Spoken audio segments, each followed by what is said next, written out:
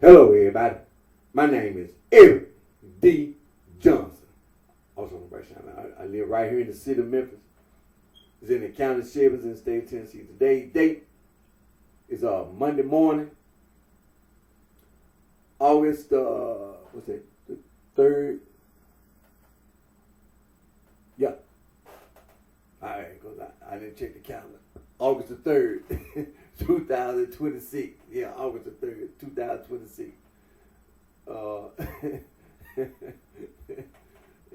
The time is 9:06 a.m. Yeah, 9:06 a.m. First, I thank my family, my support for your continued encouragement support. I'll continue to keep myself employed in the Memphis tri-state area. I'll continue to further my education by continuing to pursue my associate research in being administrative contract and marketing. At the present time, I took a break from going to school. In the future, I do intend to go back to school and continue to work toward earning my associate degree instead of being administrative contract and marketing as well as other degrees. Now, what I'm going to do right now, I'm going to start my Facebook Live.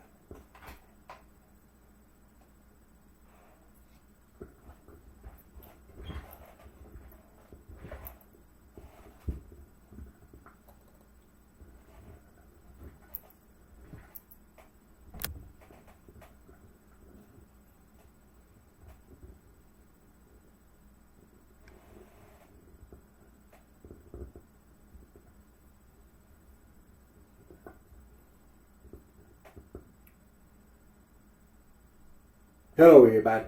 My name is Eric D. Johnson. Also known as BrightShine. I live right here in the city of Memphis. It's in the county of Sheriff. It's in the state of Tennessee. Today's date is Monday morning, August the 3rd, 2026. The time 9:07 a.m. First, I thank my family, my support for your continued encouragement. Continue to keep myself employed in the Memphis tri-state area and continue to further my education by continuing to pursue my associate research and being administrative contract and marketing. At the time, I took a break from going to school. In the future, I do intend to go back to school, continue to work toward earning my associate degree instead of being administrative contract and marketing as well as other degrees. Now, first, I want to say thank you to my Lord and Savior Jesus Christ, Son of God, for all the blessings and guidance provides all with.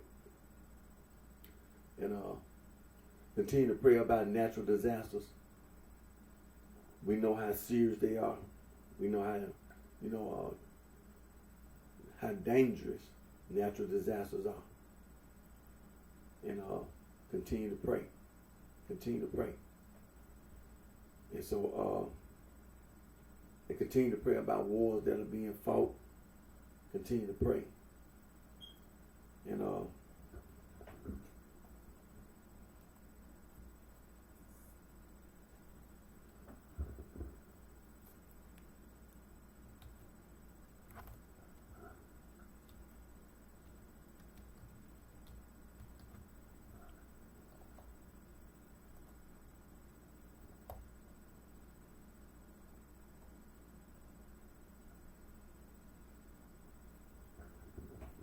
And so, like I said, just continue to pray. Continue to pray non-stop. Don't stop praying. Don't never stop praying.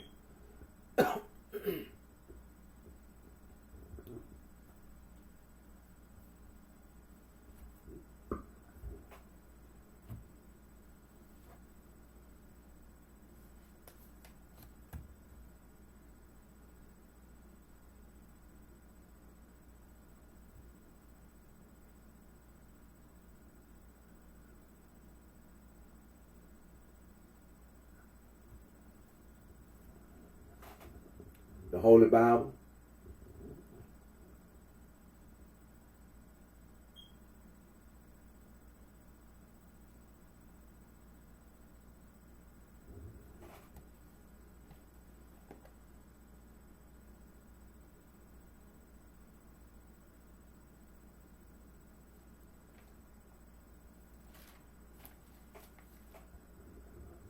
We're going to go to the book. We're in the Holy Bible, King James Version. Go to the Old Testament, the book of Genesis, chapter 1, verse number 1.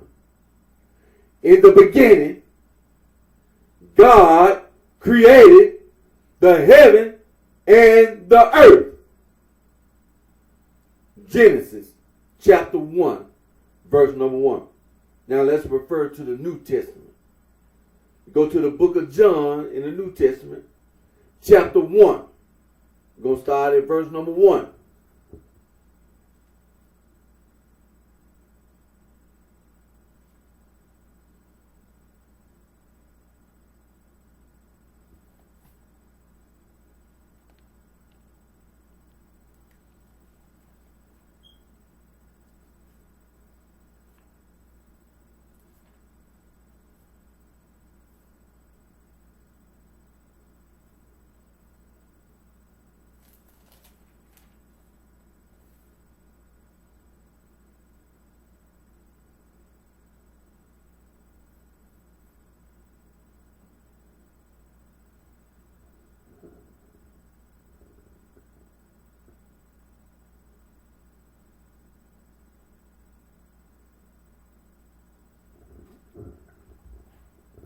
We're in the New Testament.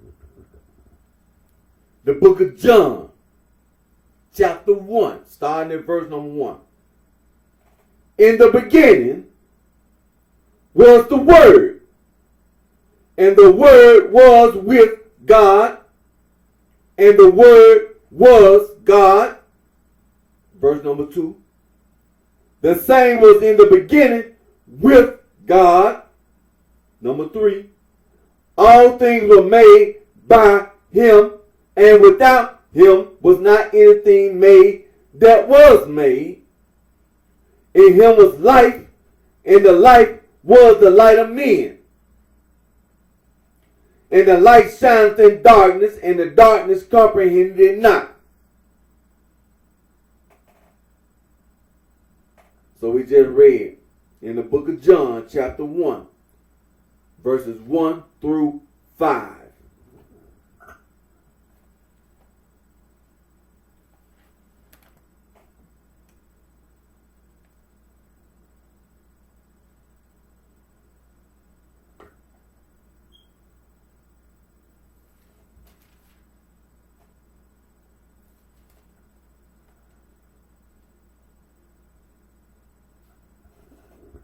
We're in the Old Testament.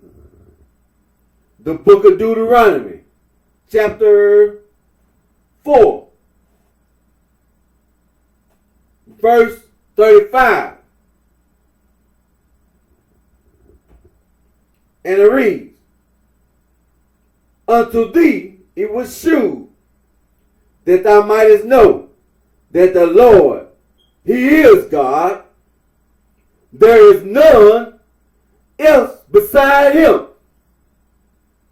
We just read Deuteronomy in the Old Testament. Deuteronomy chapter 4, verse 35. We're in the same chapter. We're going to read verse 39. Chapter 4, verse 39. In the book of Deuteronomy. And it reads, Know therefore this day, and consider in thine heart, that the Lord, he is God, in heaven above, and upon the earth beneath. There is none else. We just read from the book of Deuteronomy, chapter 4, verse 39.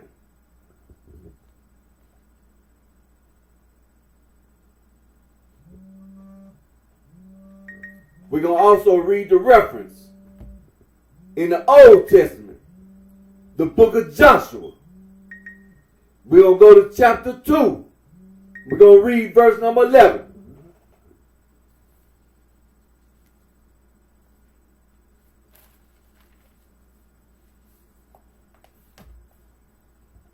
We're still in the Old Testament. Turn to the book of Joshua, chapter 2.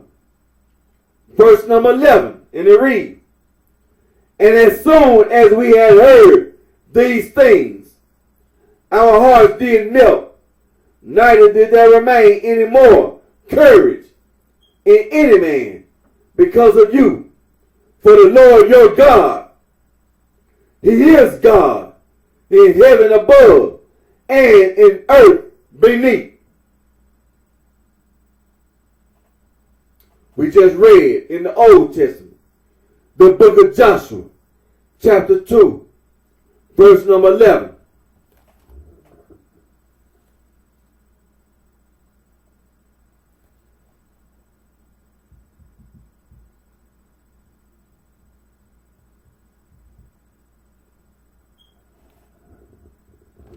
Now let's go back to the book of Deuteronomy in the Old Testament. Turn to chapter 6, verse number 4.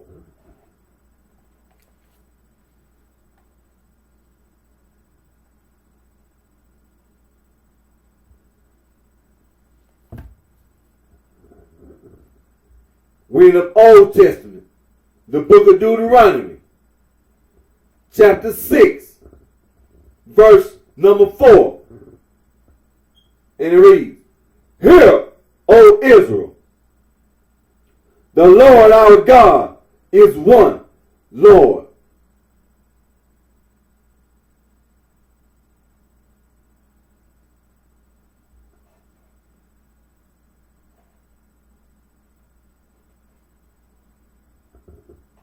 So we just read in the Old Testament, the book of Deuteronomy, chapter 6, verse number 4. Now let's read the reference. Let's go to the New Testament. 1 Corinthians, chapter 8. We're going to read verse 4 and verse 6.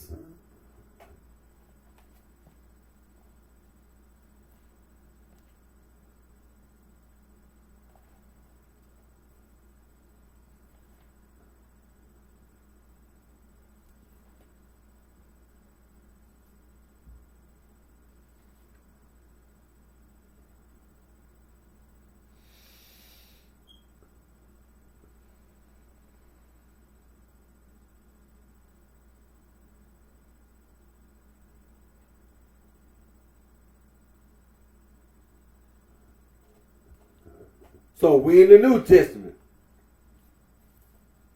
1 Corinthians chapter 8, verse number 4.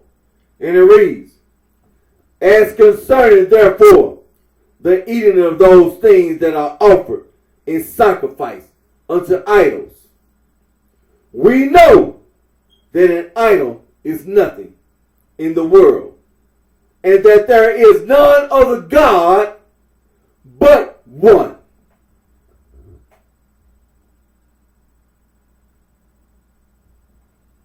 We just read in the New Testament from the book of 1 Corinthians, chapter 8, verse number 4. And we're going to also read from 1 Corinthians, chapter 8, verse number 6.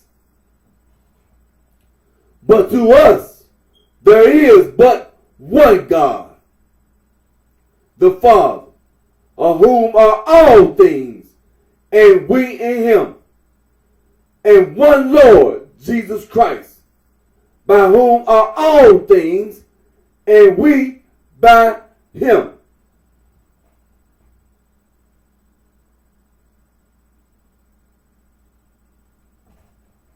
We just read in the New Testament, the book of 1 Corinthians, chapter 8, verse number 6.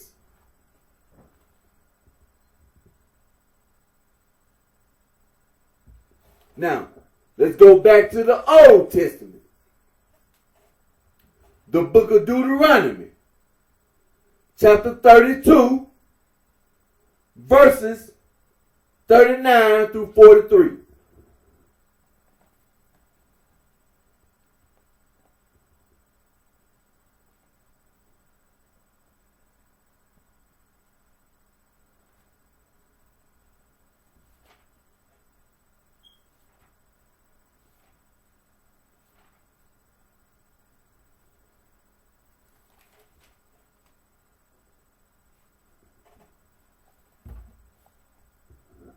We in the Old Testament, in the book of Deuteronomy, chapter 32.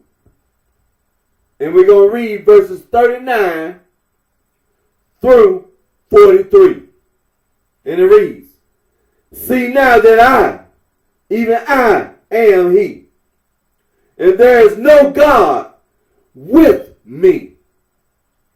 I kill and I make alive. I wound and I heal. Neither is there any that can deliver out of my hand. For I lift up my hand to heaven and say, I live forever. If I whet my glittering sword, and my hand take hold on judgment, I will render vengeance to my enemies, and will reward them that hate me. I will make my arrows drunk with blood, and my sword shall devour flesh, and that with the blood of the slain of the captives, from the beginning of revenges upon the enemy. O rejoice, O ye nations, with his people, for he will avenge the blood of his servants, and will render vengeance to his adversaries, and will be merciful unto his land and to his people. Just read in the Old Testament from the book of Deuteronomy, chapter 32.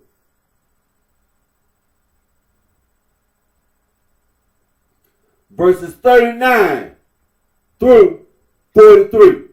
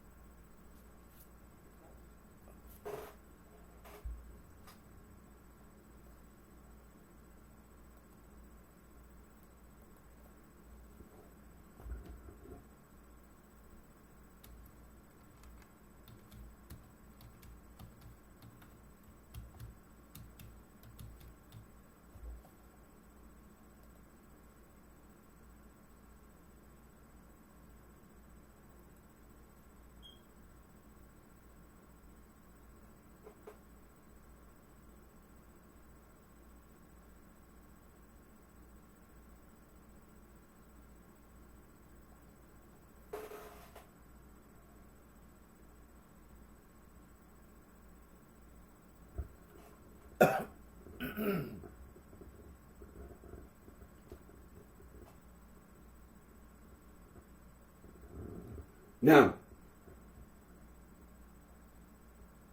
prehistoric religion. Now we're going to deal with this artificial intelligence overview. Prehistoric religion encompasses the spiritual beliefs and ritual practices of Stone Age peoples before written records, primarily featuring animism, intentional burials, and fertility cults. Now, you hear that now. Burials and fertility cults. And featuring animism. This is what the scientists refer to when you talk about religion in sub-Saharan Africa. Now, key beliefs and evidence. Animism and nature. Hunter-gatherers viewed animals, plants, and natural elements as living entities possessing their own spirits, often depicted in deep cave paintings. Burial customs. Middle Paleolithic graves dating back 50,000, 30,000 years or earlier include stone tools, red ochre,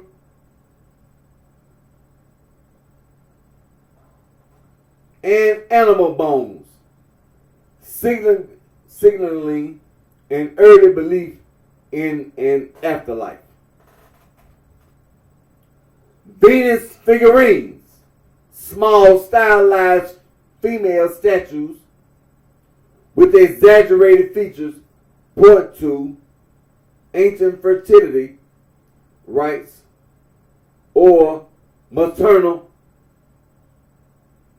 earth symbolism.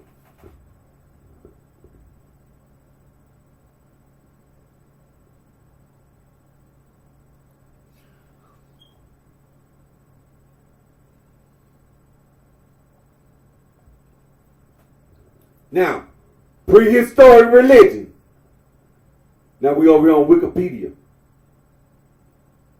Is the religious practice of prehistoric cultures, prehistory, the period before written records, accounts for the bulk of human experience. Over 90% of it occurred during the Paleolithic period alone.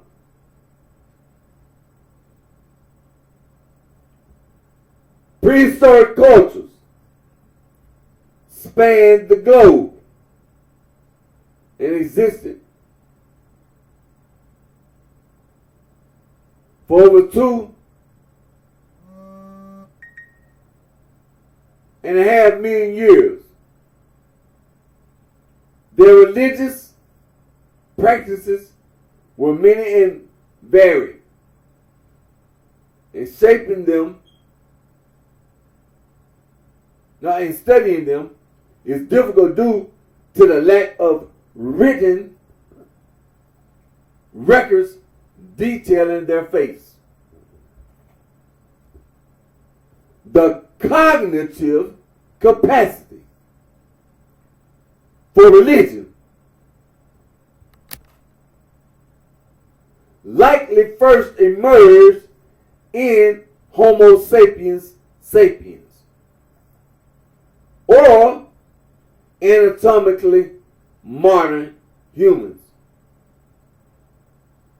Although some scholars posit the existence of Neanderthal religion and sparse evidence exists for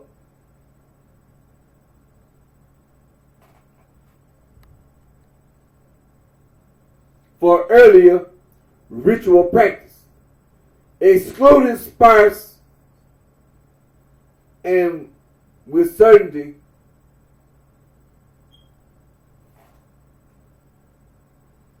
in the Upper Paleolithic around 50,000 years ago. Upper Paleolithic religion was possibly shamanic.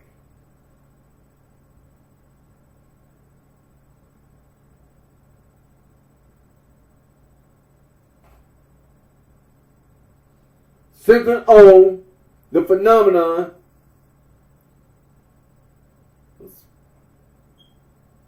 of special spiritual leaders entering trance states to receive esoteric knowledge.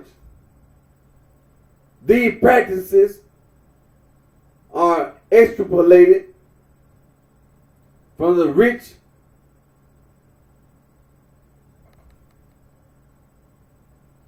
and complex body of art left by Paleolithic tribes.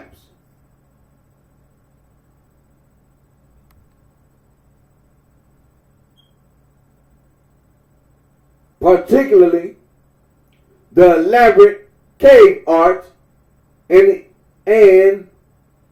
enigmatic Venus figurines they produce.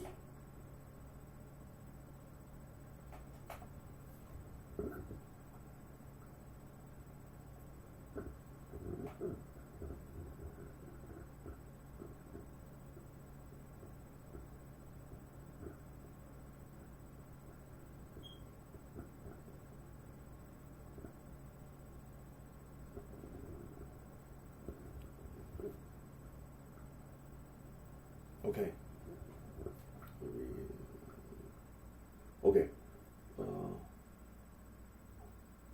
The Neolithic Revolution, which established agriculture as the dominant way of life, occurred around 12,000 BC and ushered in the Neolithic. Neolithic society grew hierarchical and inegalitarian compared to its Paleolithic forebearers, and their religious practices likely changed to suit. Neolithic religion may have become more structural and centralized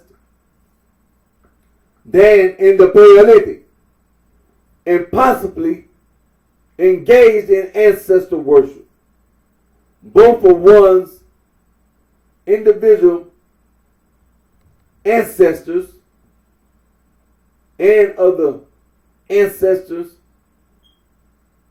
entire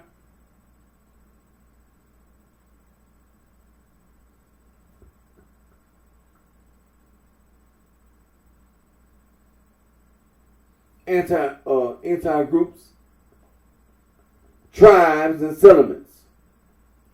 A well-known feature of Neolithic religion is the stone circles in the British Isles and Brittany, of which the most prominent today is Stonehenge, a particularly notable feature of late Neolithic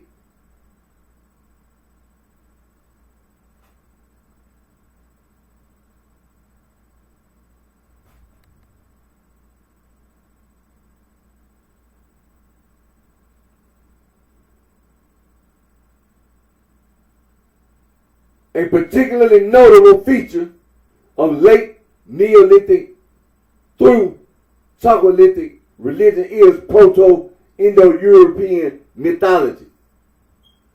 The religion of the Proto-Indo-Europeans. The Proto-Indo-European mythology, the religion of the Proto-Indo-Europeans spoke the Proto-Indo-European language, which has been partially reconstructed through shared religious elements between early Indo-European language speakers. Bronze Age and Iron Age religions are understood in part through archaeological records, but also, more so than in Paleolithic,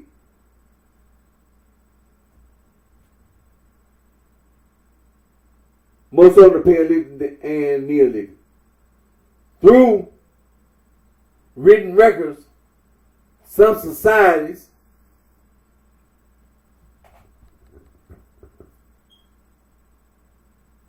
had writing in these ages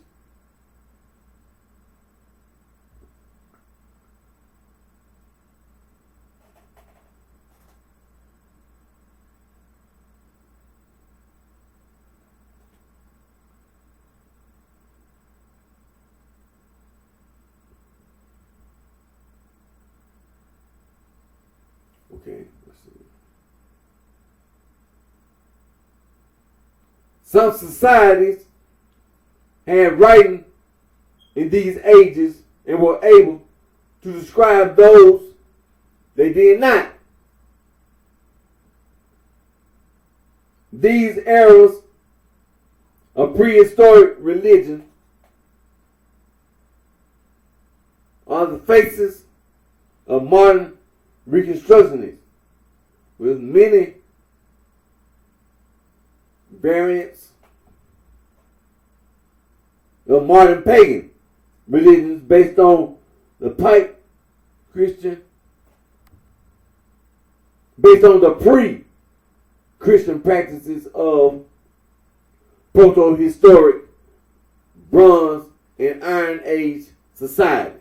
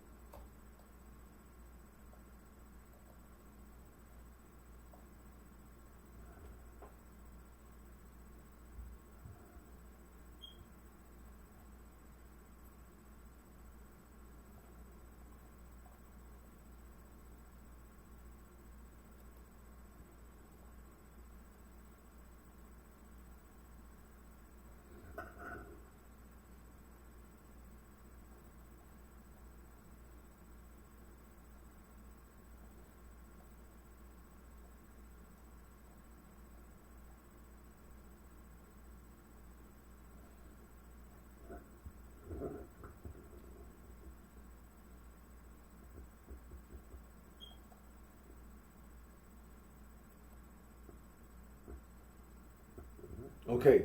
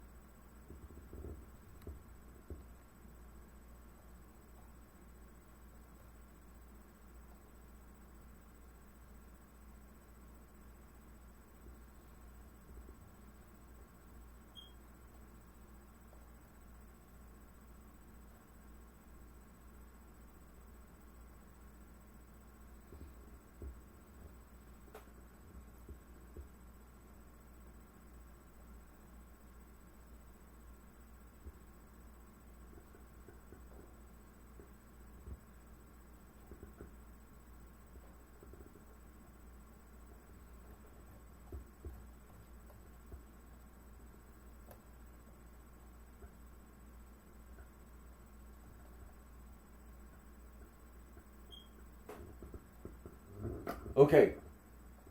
Oh, going backwards.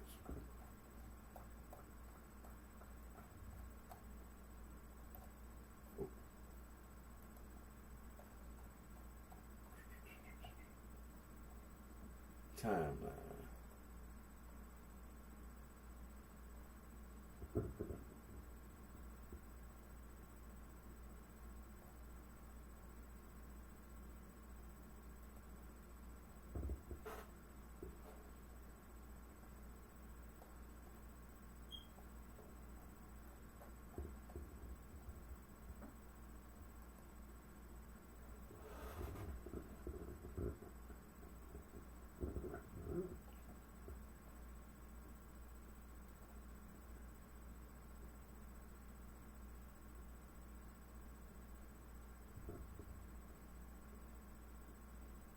Now, let's say this. The Paleolithic or Old Stone Age is a period in human prehistory, distinguished by the original development of stone tools. It represents almost the entire period of human prehistoric technology, extending from the earliest known use of stone tools by hominins 3.3 million years ago to the end of the Pleistocene.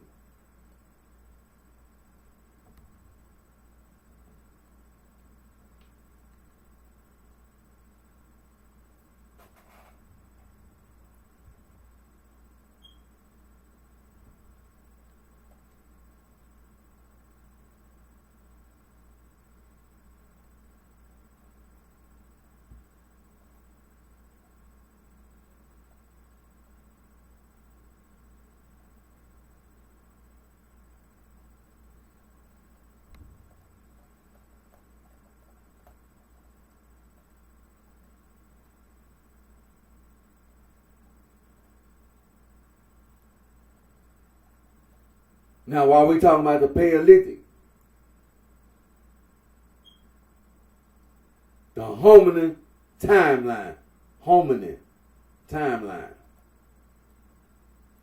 The timeline of human evolution outlines the major events in the evolutionary lineage of the modern human species, Homo sapiens, throughout the history of life, beginning some 3.9 billion years ago, down to recent evolution within H. sapiens during and since the last glacial period. It includes brief explanations of the various taxonomic ranks in the human lineage. The timeline reflects the mainstream views in modern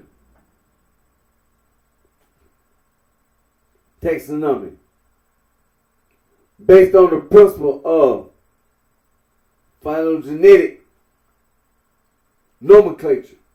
In cases of open questions with no clear consensus, the main competing possibilities are brutal outline, are barely, oh no, excuse me, are briefly outlined, excuse me. Okay, let me see, overview of taxonomic ranks.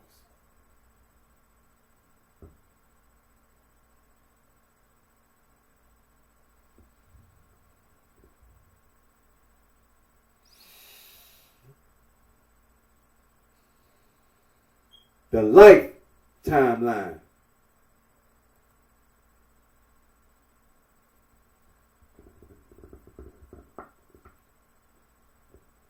The timeline of life represents the current scientific theory, outlining the major events during the development of life on Earth. Dates in this article are consensus statements based on scientific evidence.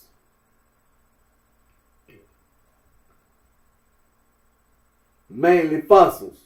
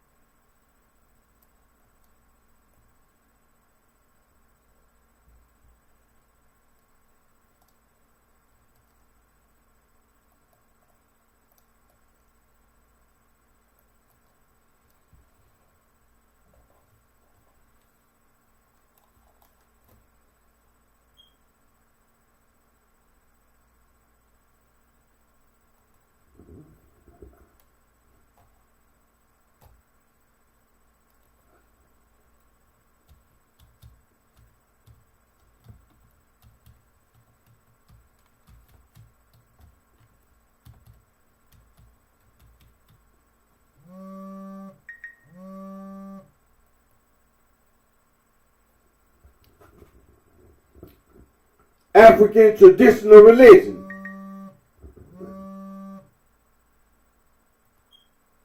We're going to go by the artificial intelligence overview first. African traditional religion encompasses the diverse indigenous spiritual beliefs and practices across the African continent. These systems feature a belief in a supreme being, the veneration of ancestors, and a holistic worldview. They are passed down orally through generations without a single sacred text or canton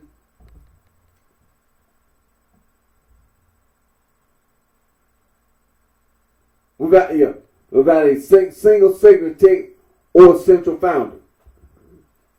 Core beliefs. Supreme creator. Most traditions recognize a high god or creator, such as Olodumare in Yoruba or Inyang.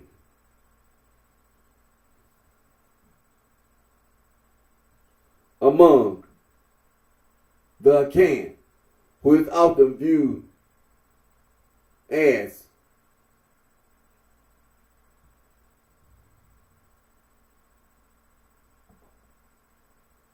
distant and approach through intermediaries. Ancestral veneration.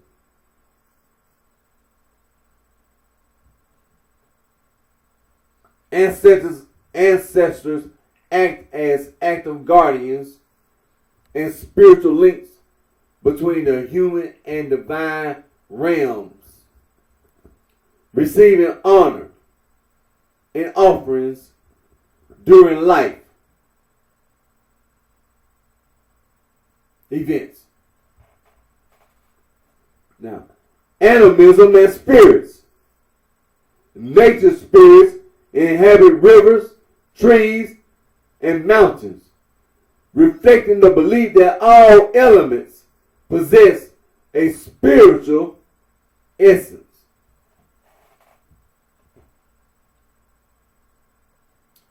Practices and community.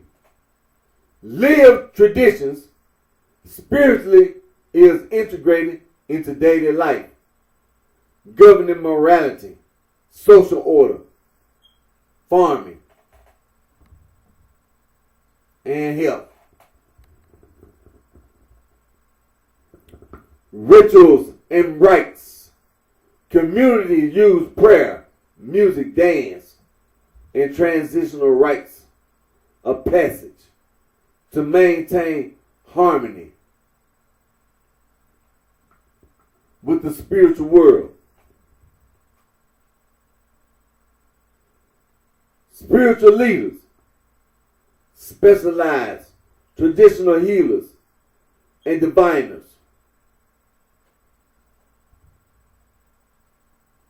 guide rituals,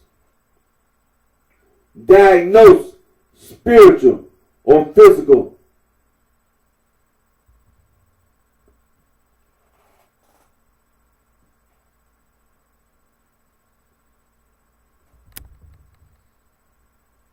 spiritual or physical ailments, and prescribe herbal remedies.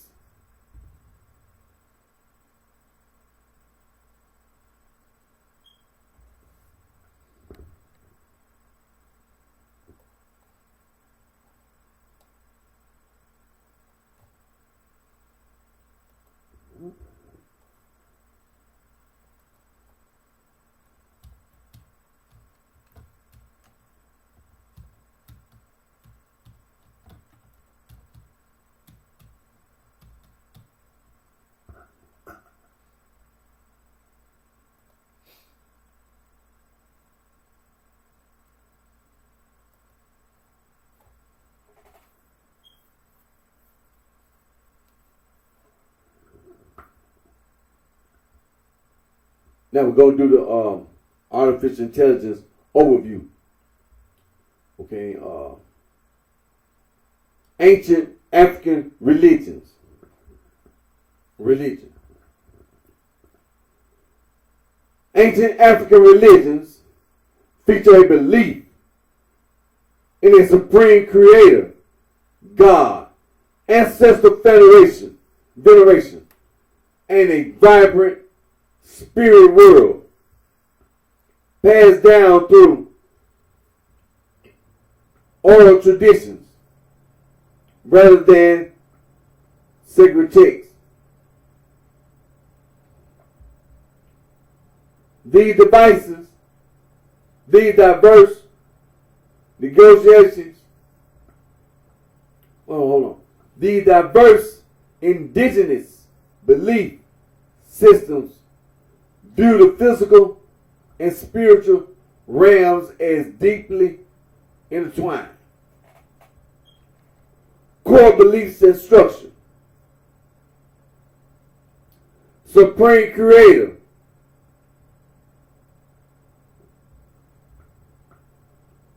Most traditions recognize a single high God who created the universe, though this deity is rarely worshipped directly through images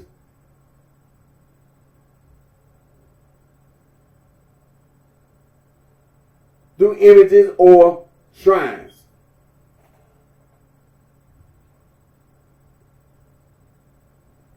Intermediaries and spirits. Prayers and petitions are directed to lesser divinities, nature spirits, or ancestors who act as links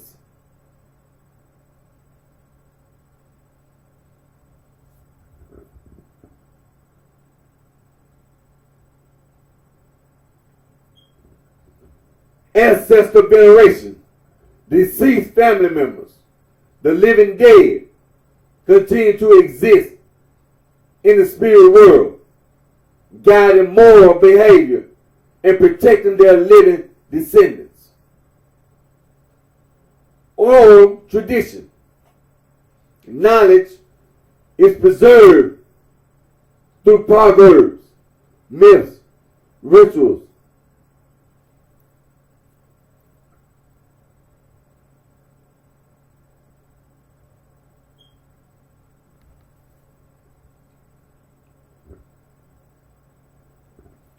songs and costumes taught by elders rather than fine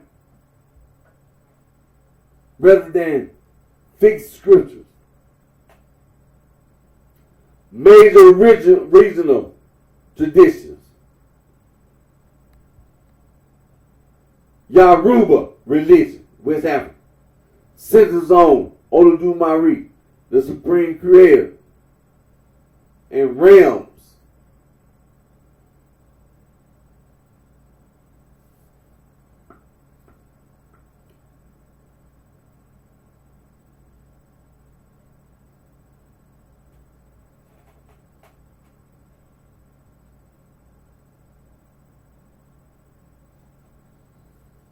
Okay, supreme creator and various orishas, deities like Sango.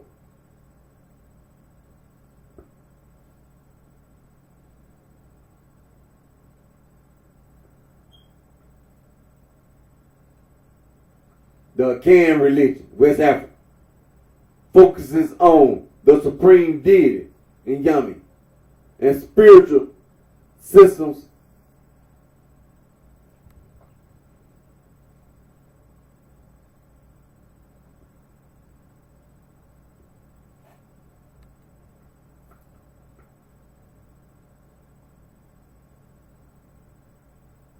Okay, Akan religion, West Africa, focuses on the supreme deity in Yami and spiritual symbols or figures like the trickster.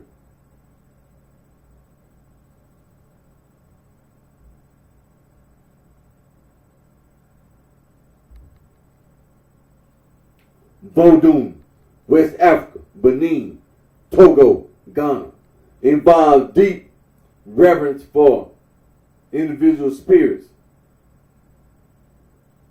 and forces of nature.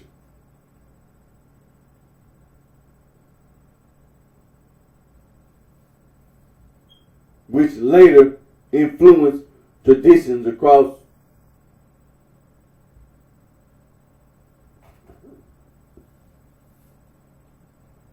the Americas.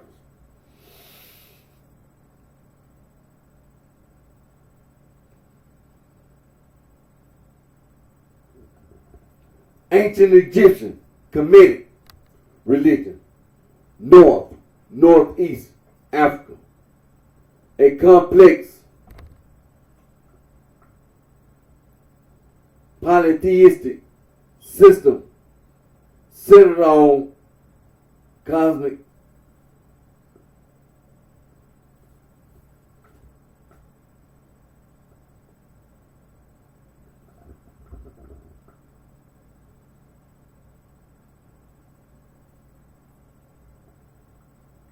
balance and deities like Ra, Osiris, and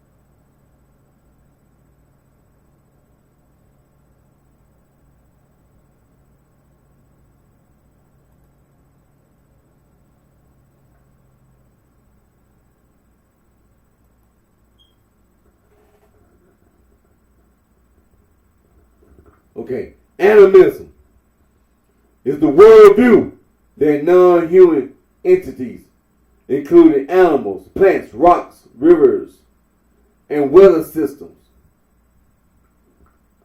possess a spiritual essence, soul, or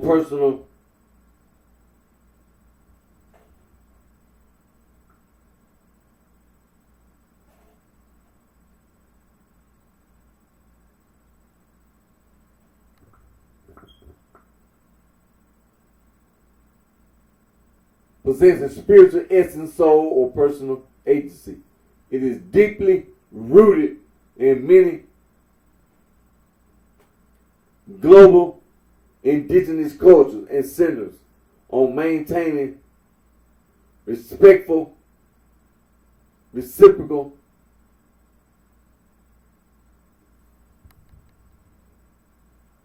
relationship with the natural world. Okay. Core beliefs other than human persons, animals, plants, and natural freedoms are viewed as conscious subjects other than inanimate objects. Interconnectedness. All parts of nature and the spiritual system.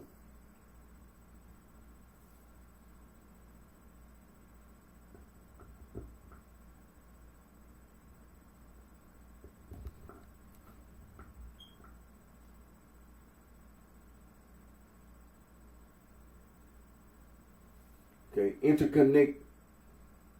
interconnectedness. All parts of nature and the spiritual realm linked together to form a living, interactive web of existence.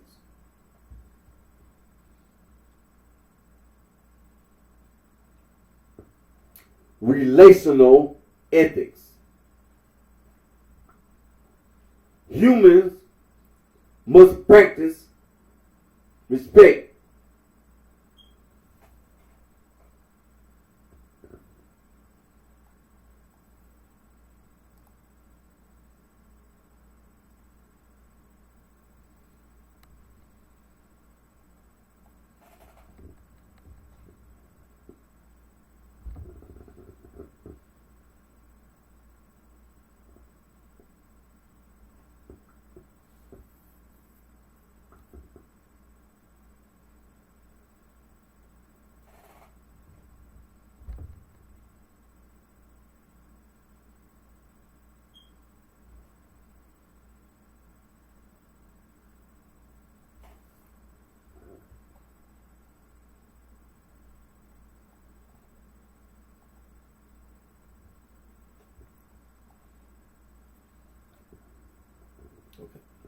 Now let's go to shamanism.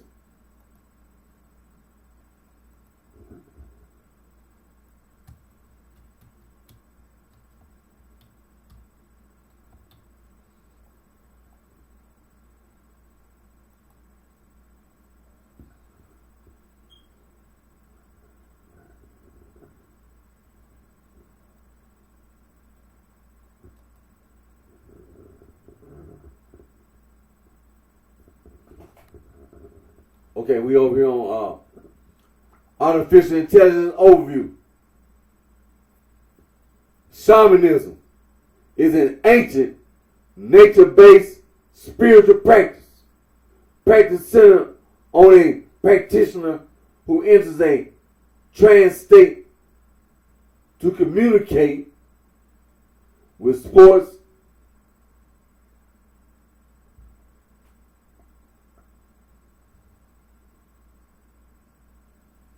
the sick, and guide souls.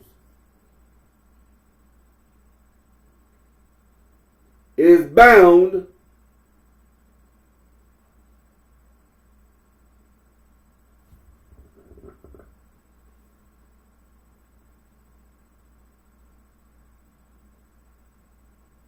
and is found across the world and is rooted in animism, the belief that all things possess a living spirit.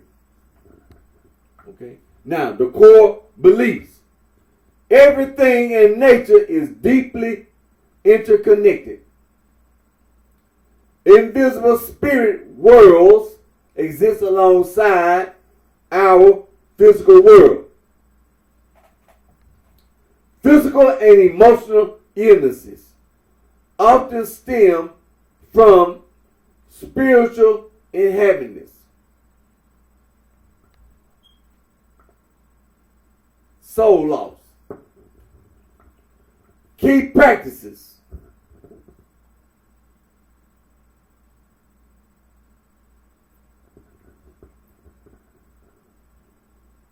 Trance and journeying.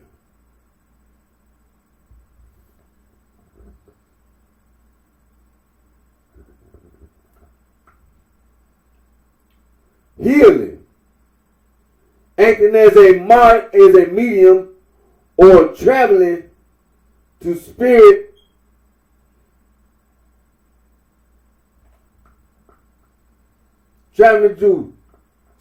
realms to restore a person's energy and well-being. Community guidance, assessing during major life events like birth, marriage, the faith,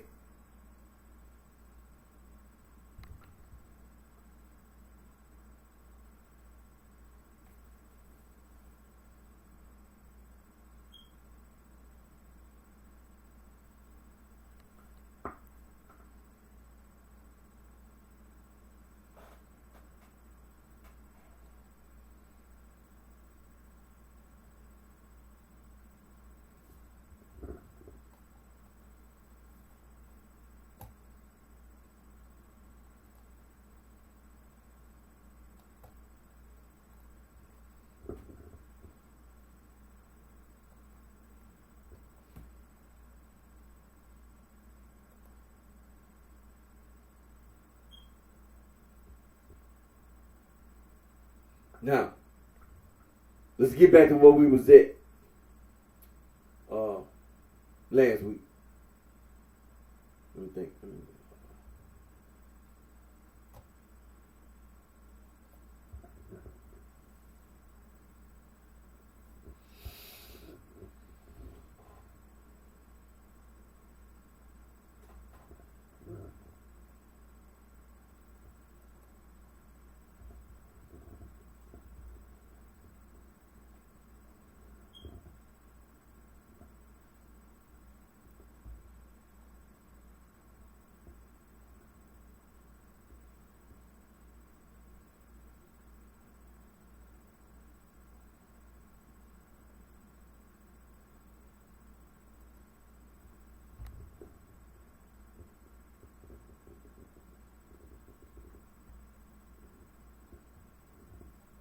Okay, let me see here.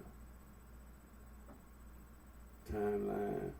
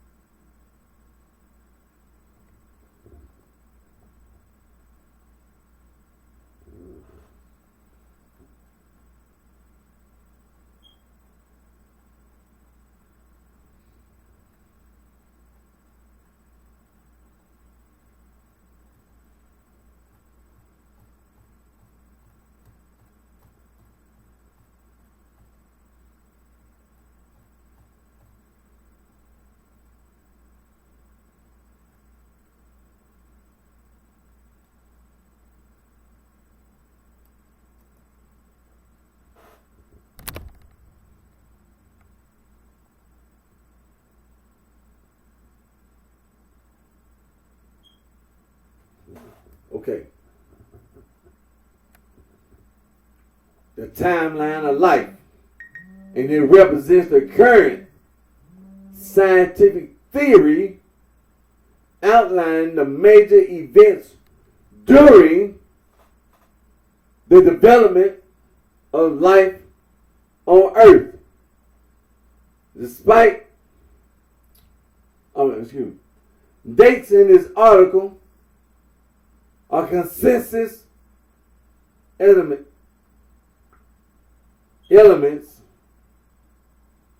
consistent estimates based on scientific evidence, mainly fossils.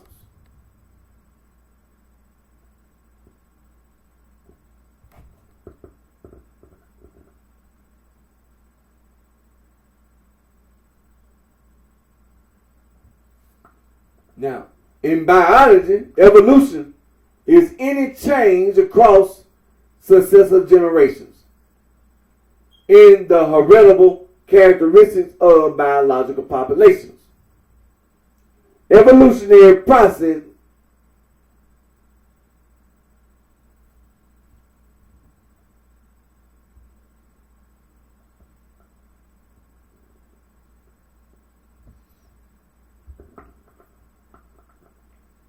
Evolutionary processes give rise to diversity at every level of biological organization.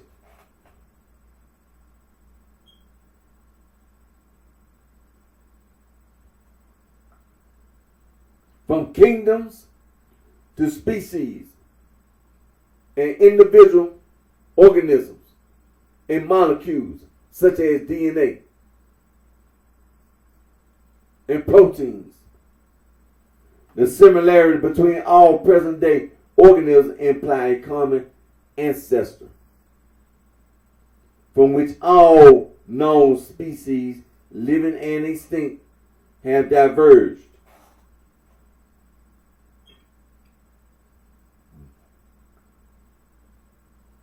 More than 99% of all species that ever lived, over 5 billion, are estimated to be extinct.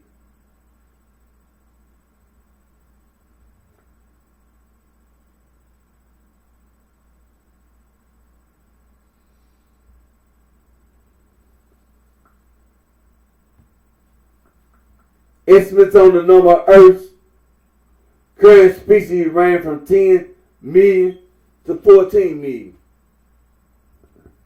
with about 1.2 million or 14% documented.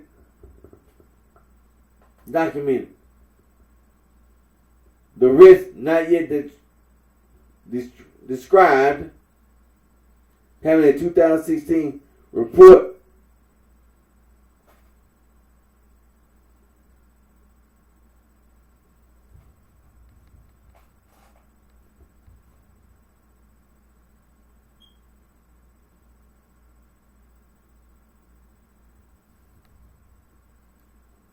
is not yet described. Okay. However, a 2016 report estimates an additional 1 trillion microbial species with only 0.001% described.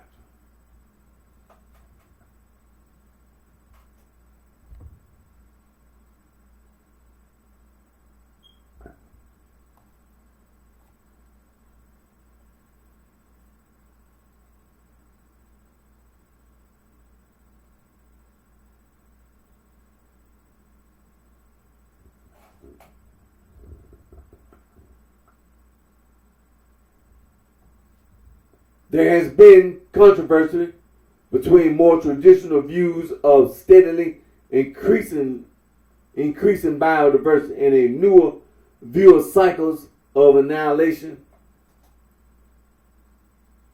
and diversification. So there's certain past times, such as the Cambrian explosion, experience mediums of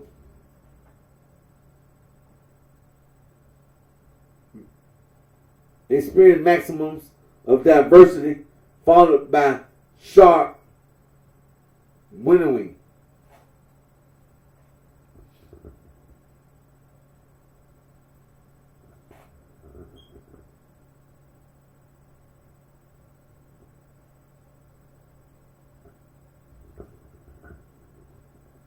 Okay. Then you got extinction. See, species go extinct constantly as environments change, as organisms compete for environmental niches, and as genetic mutation leads to the rise of new species from older ones. A long at long, irregular intervals. Earth's biosphere suffers a catastrophic die-off, a mass extinction, often comprising an accumulation of smaller extinction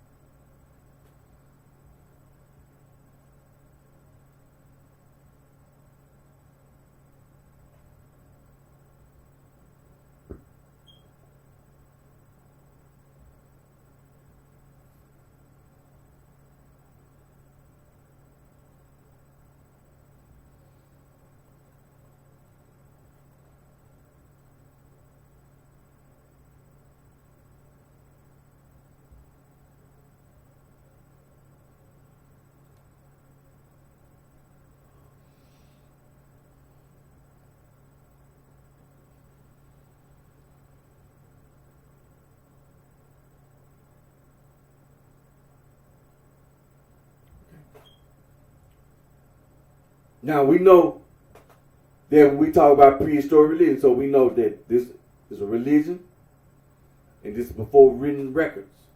Okay?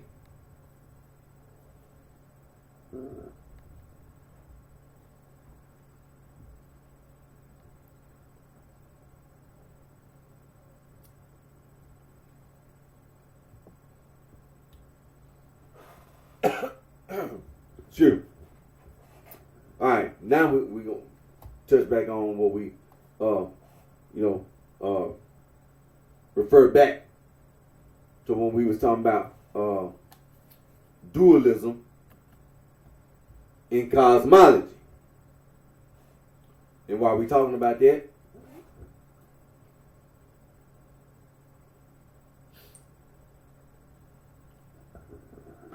let's not forget Rabbi Akiva,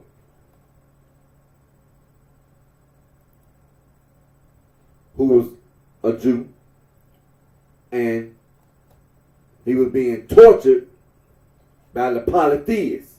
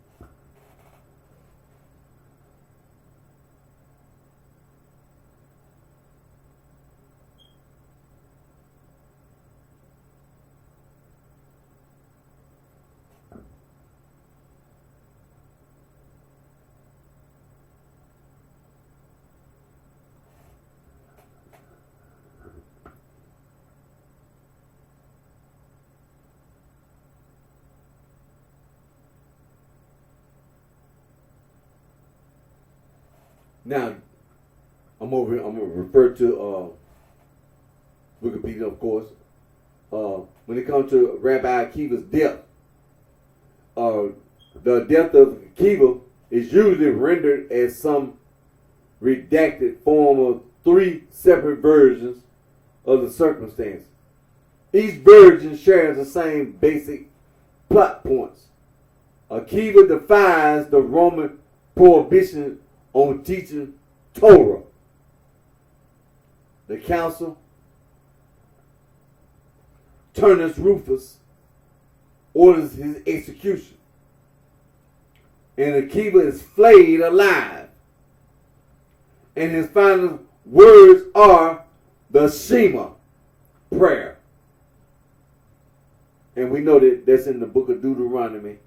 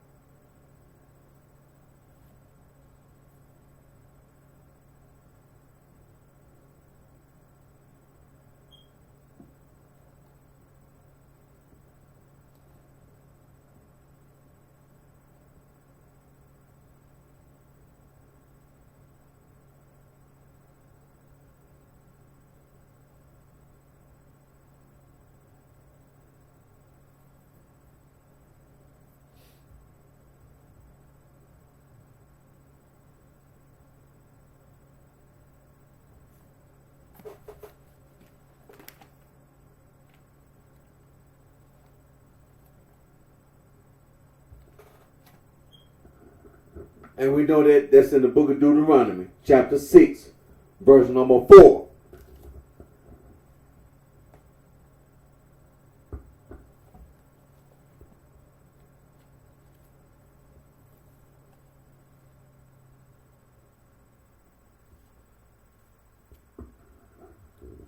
And it reads, "Hear, O Israel, the Lord our God is one Lord." And then we know we also had a reference, 1 Corinthians chapter 8, verse 4 and verse 6.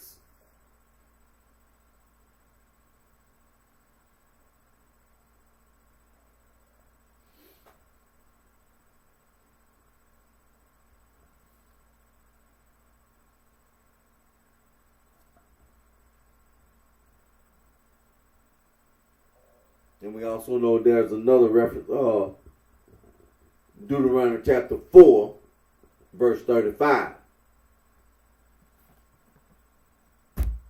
So Rabbi Akiva, that's the Shema prayer.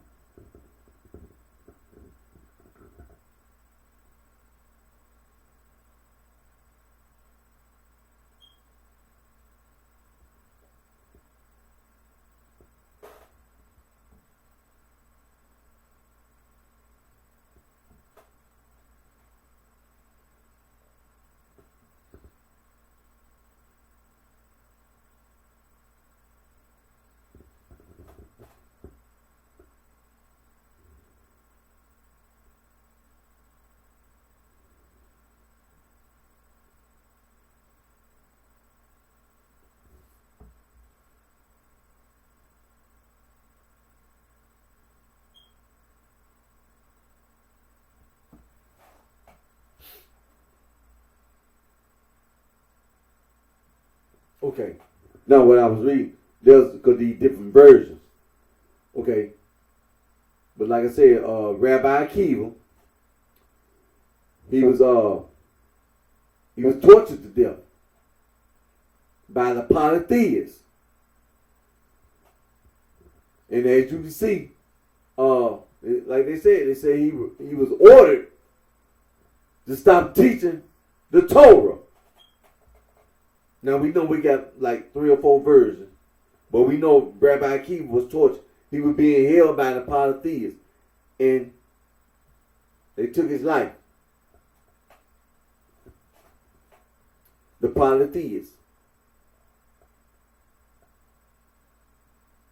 Because as you know, Rabbi Akiva, the Torah, one God. There was the Shema Yisrael states.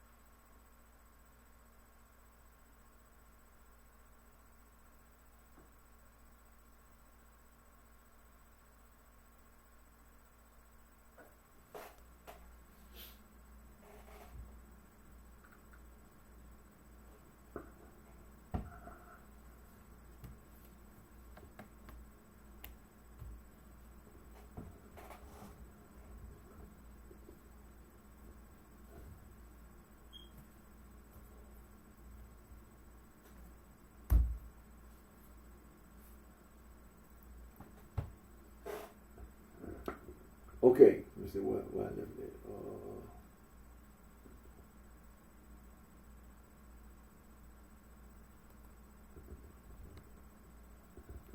Okay, like I said last week, we were talking about dualism in cosmology. When it's phrased that way, when they say it that way, it's telling you that it's two different things, not the same thing. Dualism is one thing. Cosmology is something else.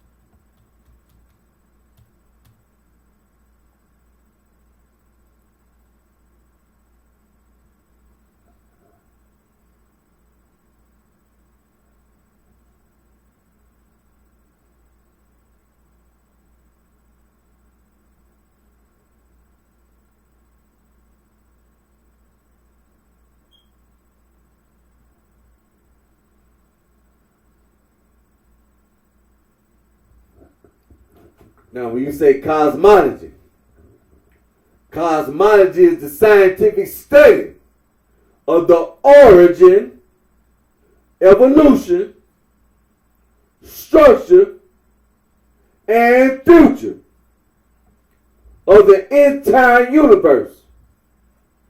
It combines astronomy and physics to research how the cosmos began and how it changes over. Key concepts. The Big Bang Theory.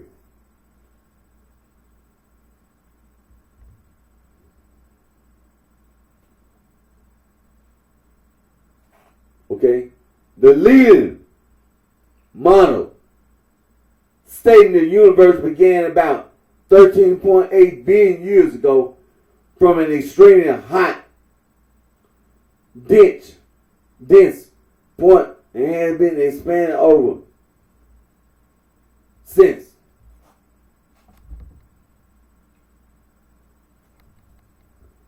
Okay, cosmic microwave background. The leftover thermal radiation from the early universe that serves as primary evidence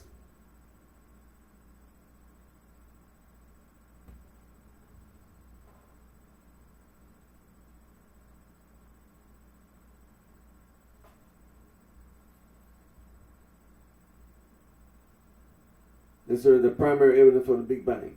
Okay. And then dark matter and dark energy. Unseen forces and matter that make up about 95% of the universe, dictating its structure and accelerating expansion rate.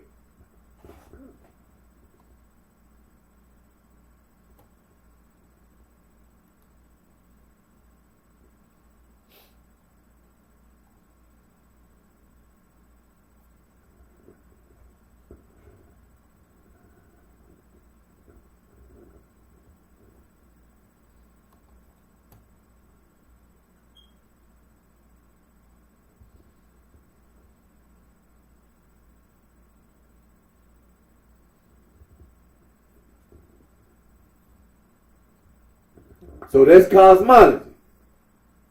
Let me click over here. Oh, okay. Dualism. So now we know what cosmology, that's the scientific study of the origin and all that about the universe. Dualism. Okay. Dualism is a family of views that propose a fundamental division into two separate principles or kinds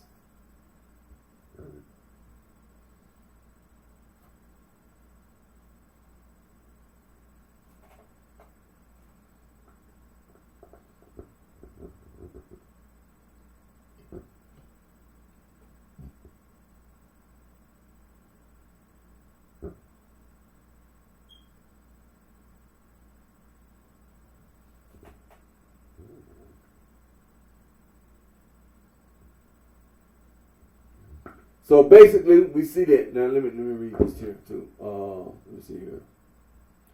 It typically emphasizes a sharp distinction between independent or antagonistic sides, but in a broader sense, it also includes theories in which the two sides are correlated or complementary. Dualism contrasts with monism. Now, monism attributes oneness or singleness to a concept such as existence. Various kinds of monism can be distinguished. So we know dualism is one thing, cosmology is another. So what they're saying is that when you say put dualism in front, you saying that it's some kind of two, whatever.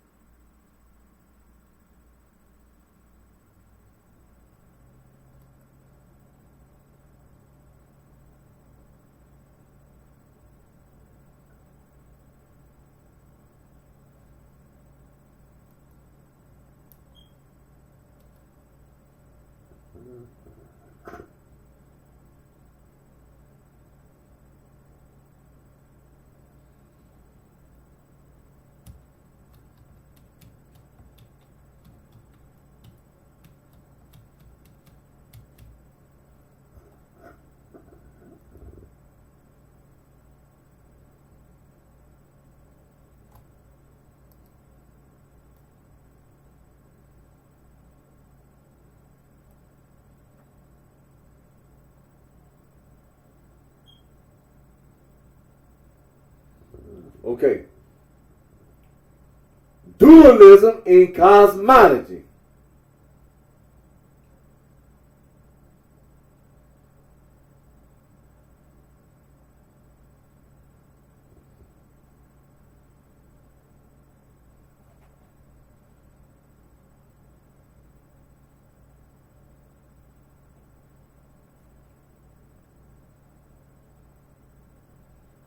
Now we got this artificial intelligence overview. I'm going to go over here before we go to Wikipedia. Okay, the artificial intelligence overview. Cosmological dualism is a belief system holding that the universe is founded on two distinct opposing principles or forces, such as good versus evil or spirit versus matter. Key examples include the cosmic struggle of light and dark in mechanism, the opposing divine spark,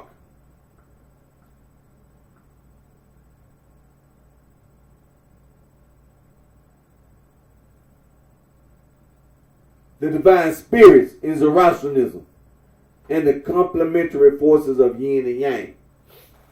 Now you got major traditions.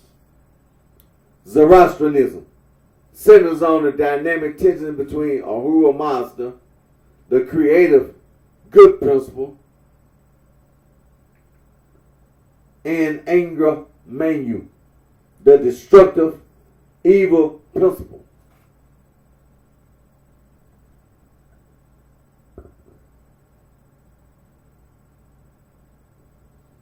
monachianism teaches an absolute division where the spiritual world of light and the material world of darkness are located in a historical battle. Then you have the Platonic and Gnostic thought divides existence into a flawed physical realm of matter and a higher perfect realm of forms or pure spirit.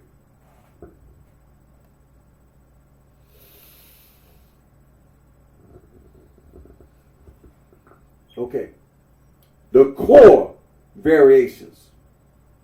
Moral cosmic dualism focuses on the active rivalry between personified forces of ultimate good and ultimate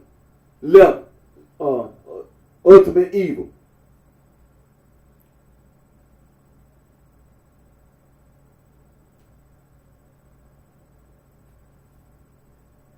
Complementary dualism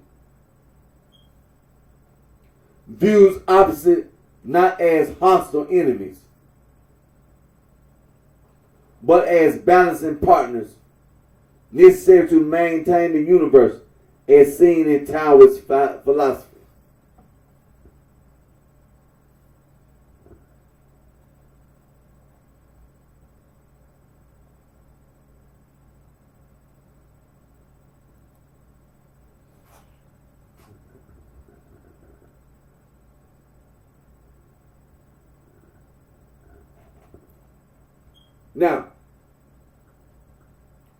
Now we're going Wikipedia dualism and cosmology. Dualism or dualistic cosmology is the belief that two fundamental concepts exist, which often oppose each other. It's an umbrella term that covers a diversity of views from various regions.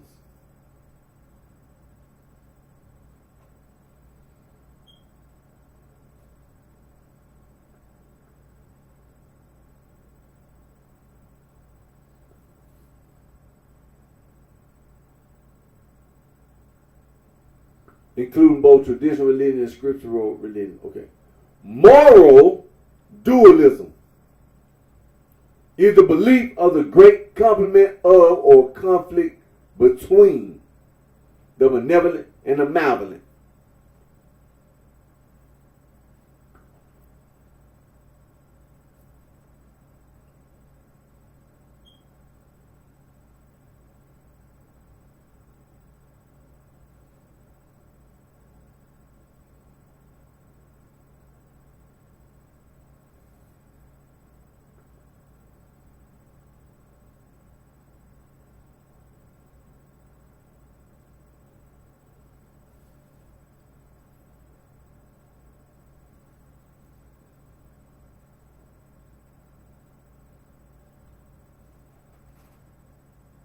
Okay.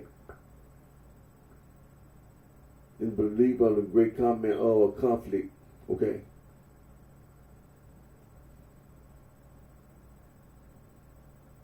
When you have moral opposites,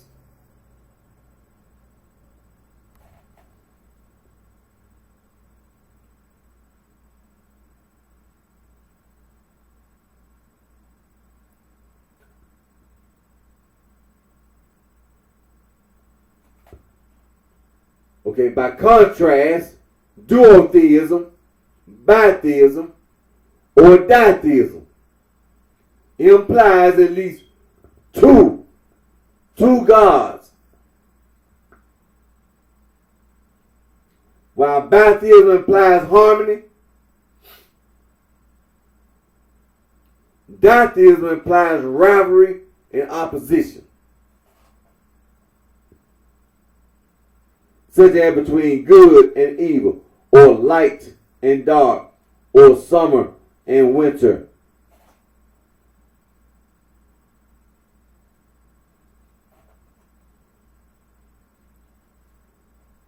Another example, okay, a ditheistic system could be one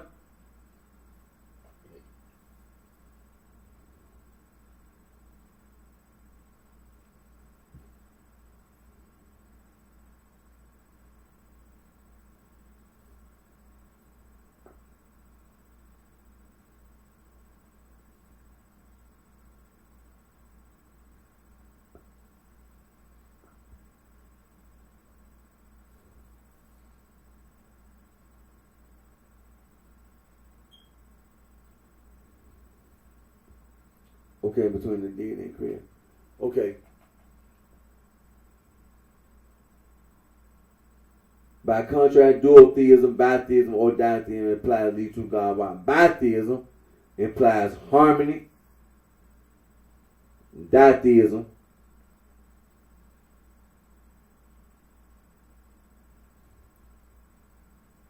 implies rivalry and opposition, such as between good and evil, or light and dark, or winter, or summer and winter.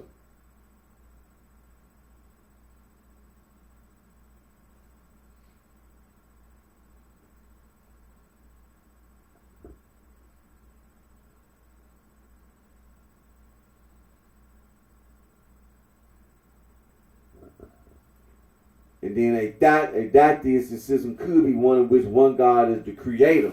One God is the creator, and the other a destroyer.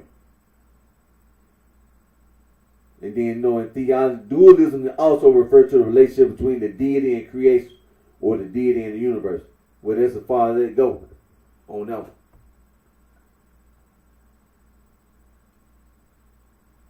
And then when you talk about this ontological, and then dualism, we talking about the word divided in two overarching categories.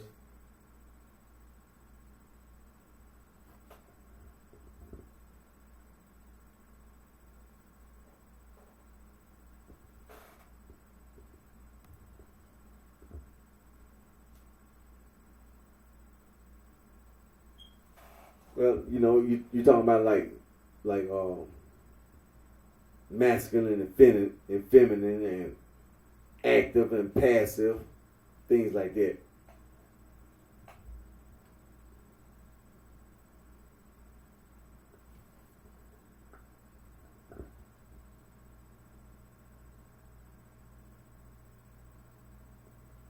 But moral dualism is the belief of the great complement or conflict between the benevolent and the malevolent.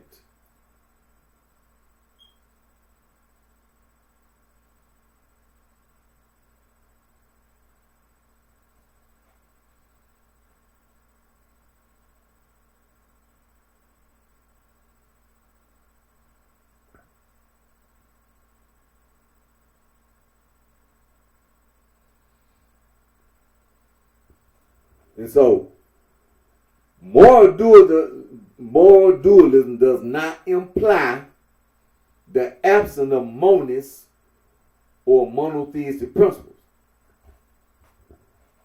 Because we talking about dualism now, but just because we talking about dualism, it don't imply that it's not a monist or monotheistic principle. Moral dualism simply implies that there are two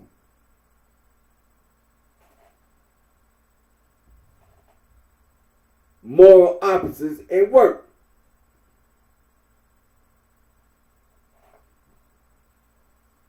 Independent of any interpretation of what might be moral, and unlike ditheism, bitheism, independent of how these may be represented.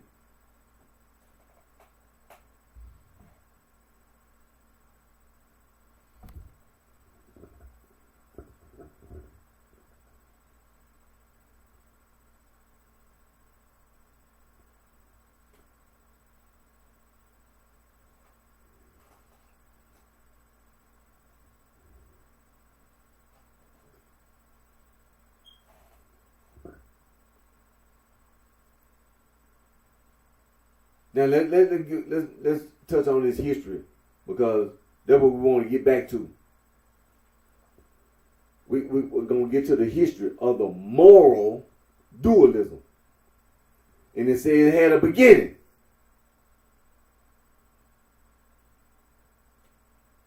As a theological belief.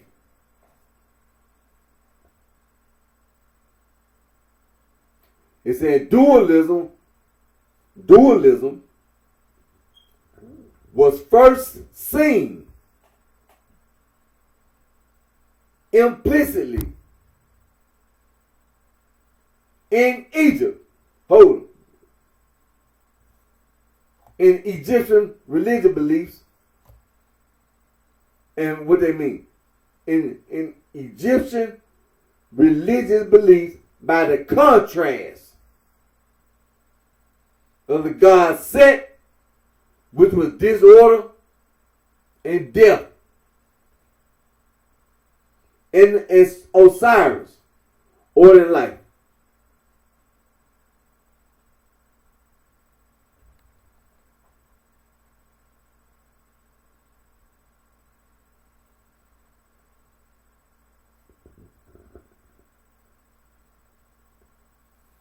So let me go back over here. Now let's go. Okay, we're talking about moral dualism. So let's click over to dualism. It said dualism is a family of views that propose a fundamental division into two separate principles or kinds.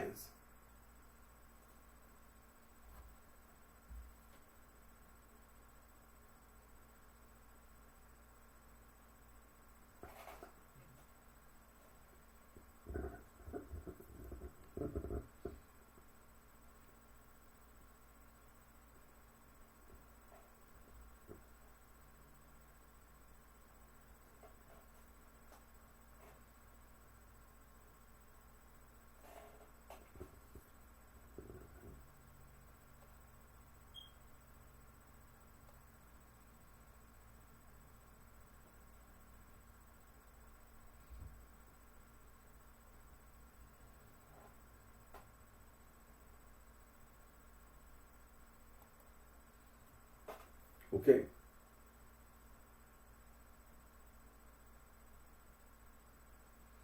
Now, like I said, let's get to the history. And again, we talking about dualism, but the specific moral dualism. A moral dualism began as a theological belief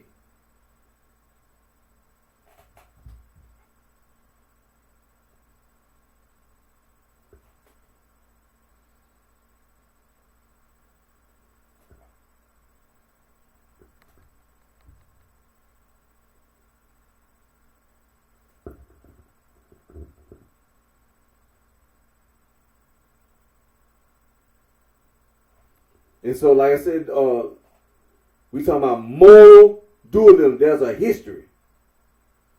So this particular, concept of dualism was first, it began as a theological belief. Let me click back over here.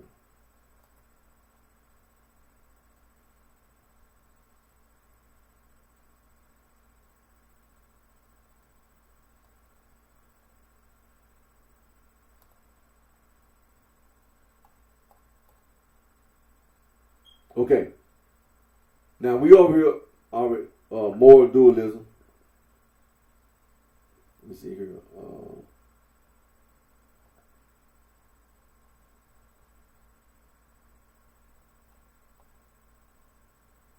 Yeah, the history. Let me scroll back up a little bit here.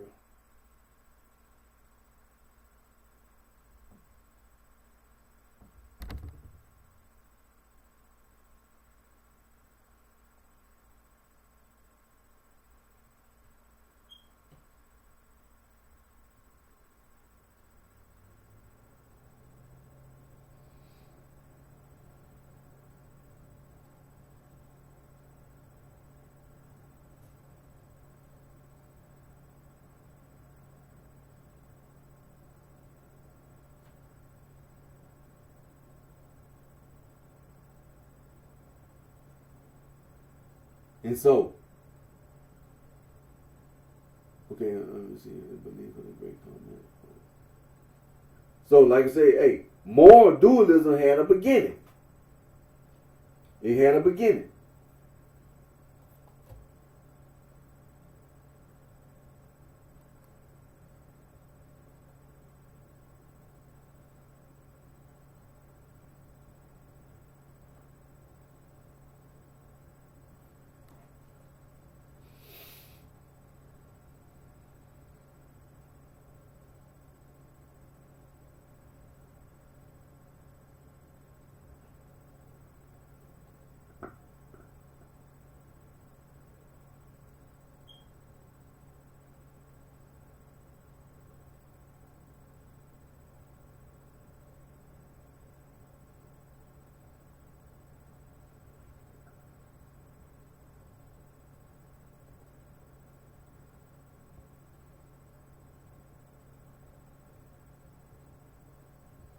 Okay.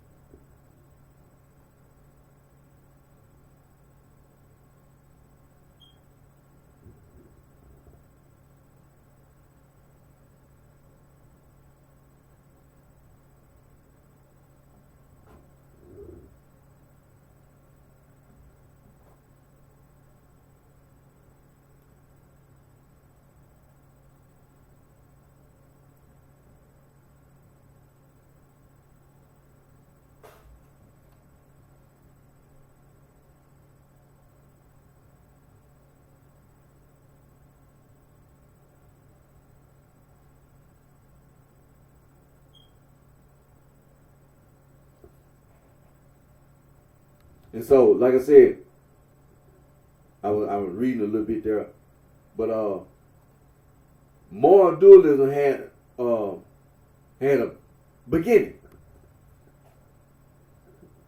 So let me click back over here right quick.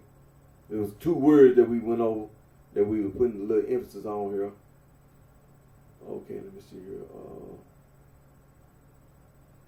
Okay, the history. Moral dualism began as a theological belief. Dualism now, was first seen implicitly in Egyptian religious beliefs by the contrast of the gods, Set, disorder and death, and Osiris, order and life. And also,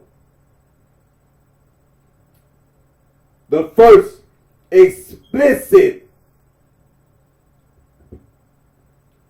conception of dualism came from the ancient Persian religion of Zoroastrianism. And that was around the 5th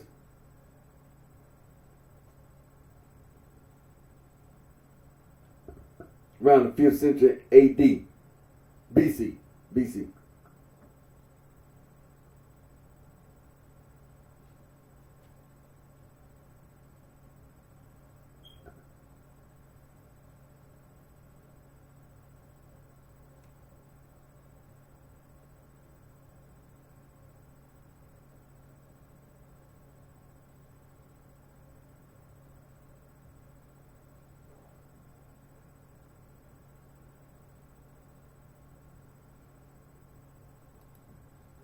Now, look at this artificial intelligence overview. Implicit dualism is an unconscious or unstated,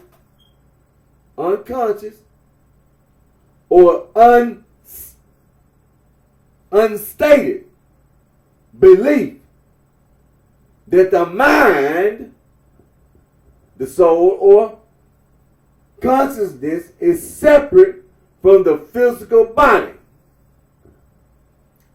Even among people who claim to reject traditional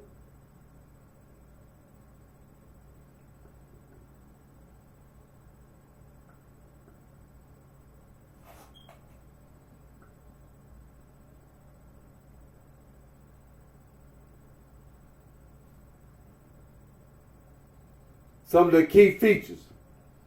Intuitive bias. People naturally treat mental traits like desires or thoughts as airy or non-physical, while treating physical traits as solid and tied strictly to the body.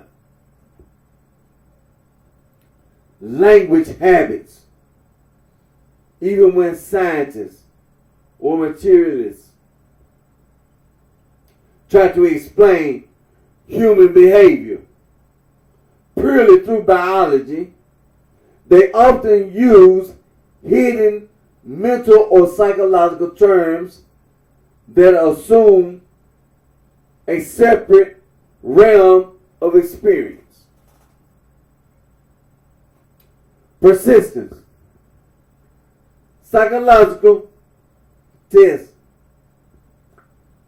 show this habit of separating mind from matter stays active in human thinking, even when a person explicitly says they do not believe in souls or magic.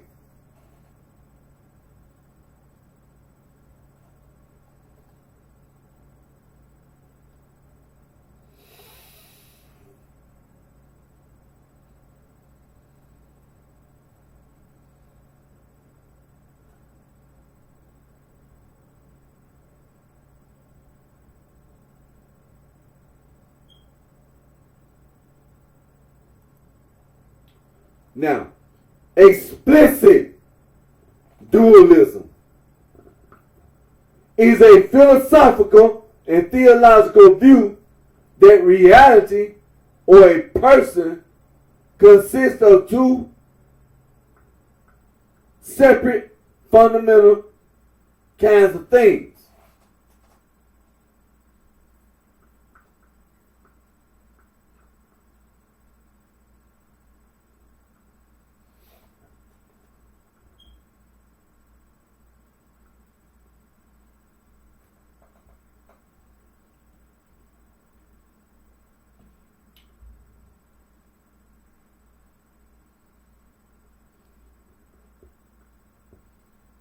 Okay, the core concepts of mind-body dualism.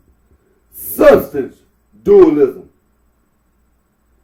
The view famously shaped by Rene Descartes that the mind is an immaterial, non-spatial thinking thing, while the body is a physical, space-occupying material substance.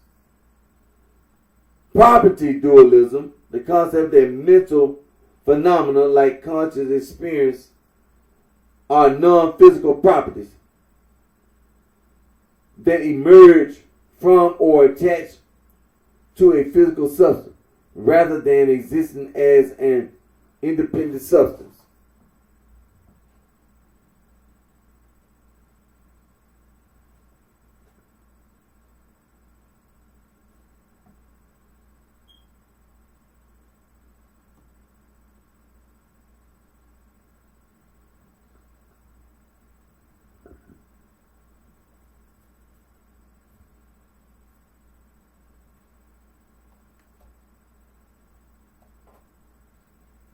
And then the interaction problem. A primary critique questioning how a completely non-physical immaterial mind can touch, control, or cause changes in a physical body. Now, we have the historical and religious dualism. Cosmological religious dualism. First, explicitly formulated in ancient Zoroastrianism, representing an eternal cosmic struggle between absolute good and forces of disorder.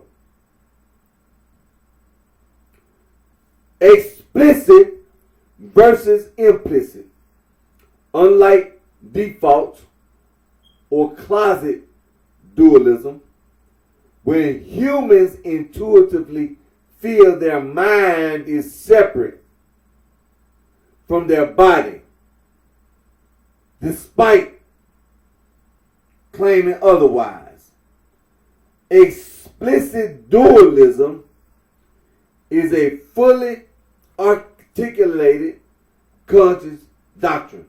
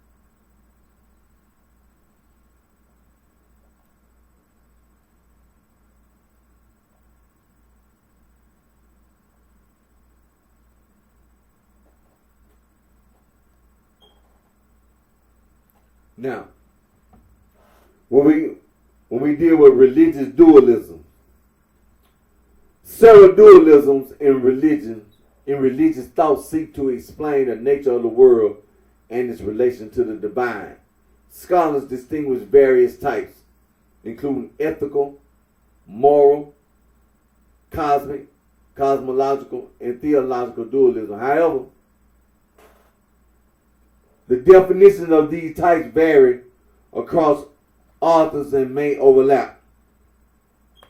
When you talk about ethical or moral dualism, is the view that reality is governed by two antagonistic principles, good and evil. It holds that the world develops in the form of a struggle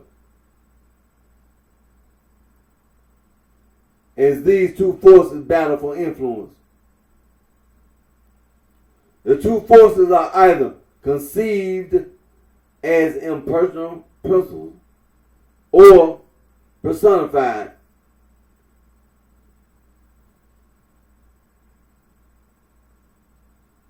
as rival deities embodying moral opposites. The opposing forces are sometimes assigned to different domains, such as heaven and hell. Some religions regard the conflict as eternal and unresolvable, while others introduce an eschatological or soteriological dimension, predicting a final triumph of good over evil.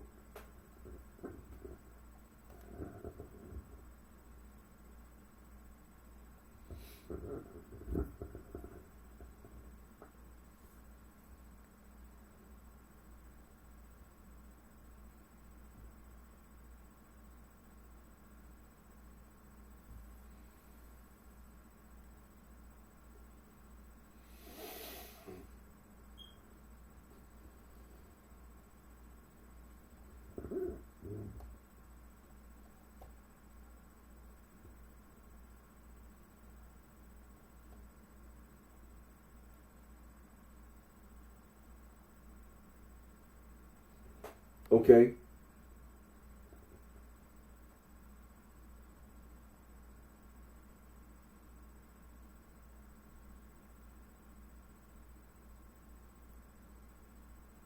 And so, when it comes to ethical dualism,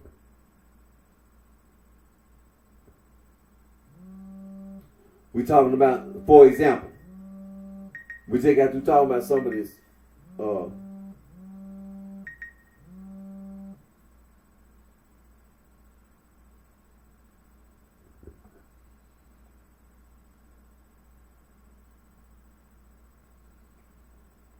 like I said, ethical dualism contrasts with monist theories that see the good as the singular foundational principle. According to this view, evil is not an independent force, but merely a lack or an absence of goodness.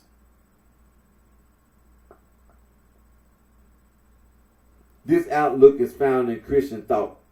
And for example, Augustine of Hippo argued that there is only a single, benevolent, and all-powerful God. According to him,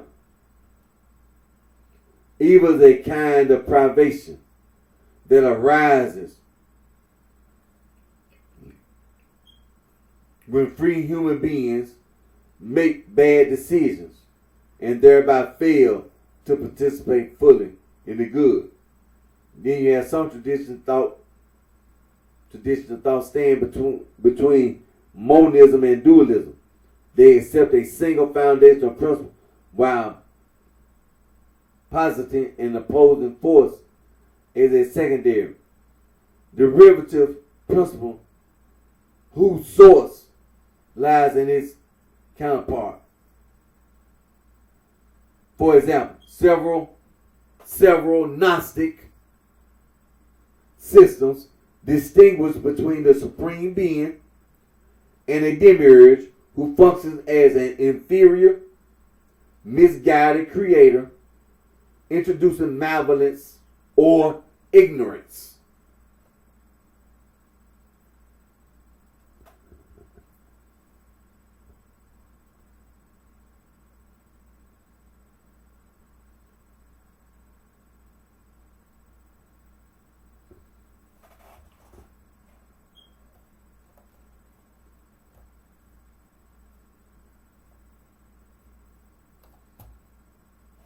And so we know that this example,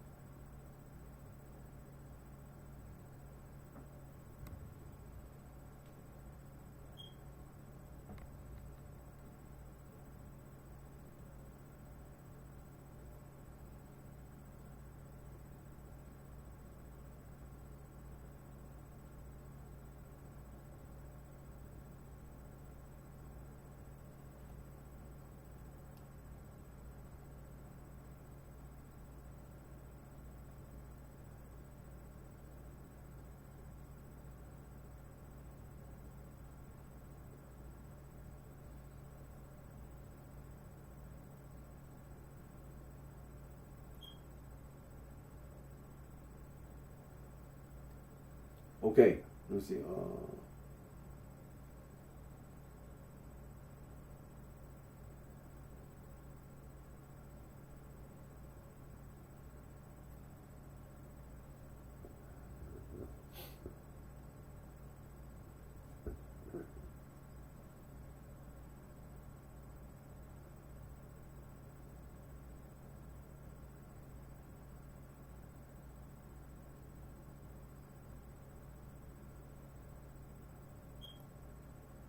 And so, like I said, ethical dualism. And then you say ethical or moral dualism.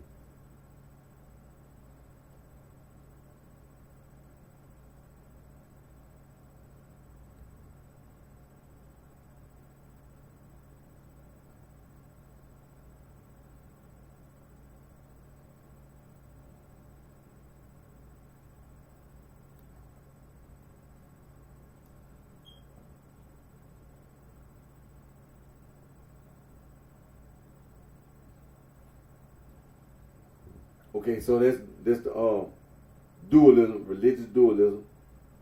Now, Platonic dualism holds that reality is divided into two distinct realms: the intelligible realm of forms and the sensual realm of matter.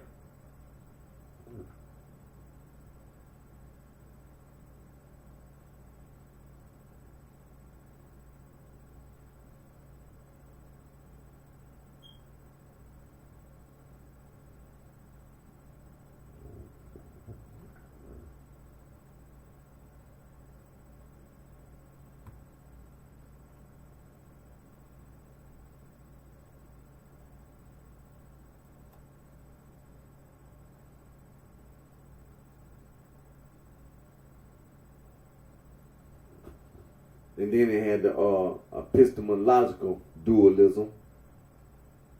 And that's also known as indirect realism. It posits a fundamental division between experience and reality.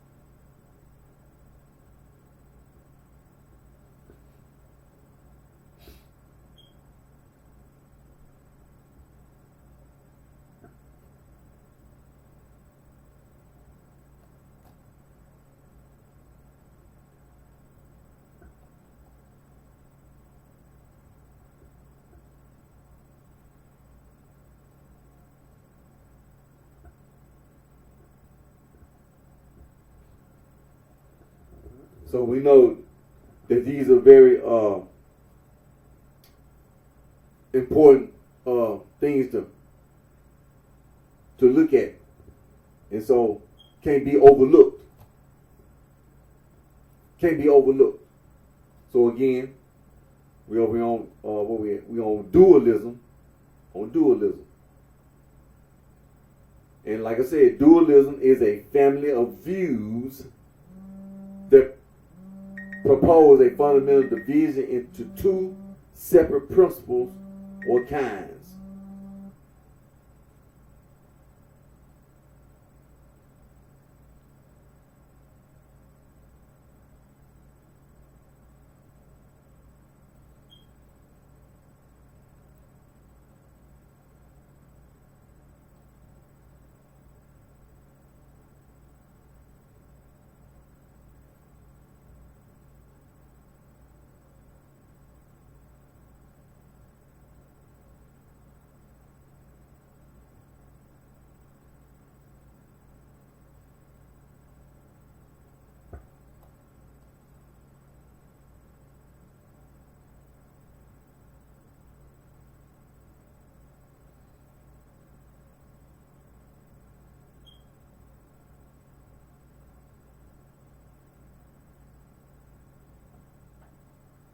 Okay.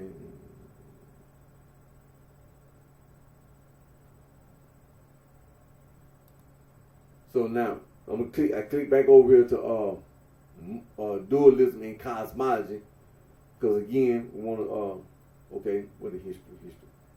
There's a history of moral dualism. Moral dualism began as a theological belief.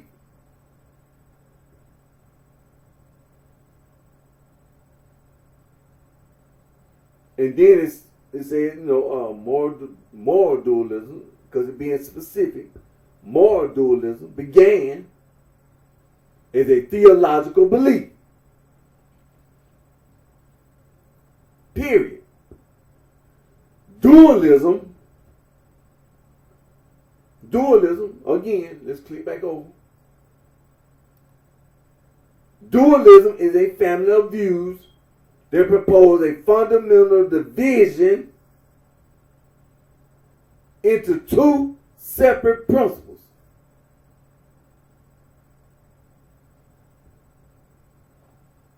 Or kinds. Principle or kinds.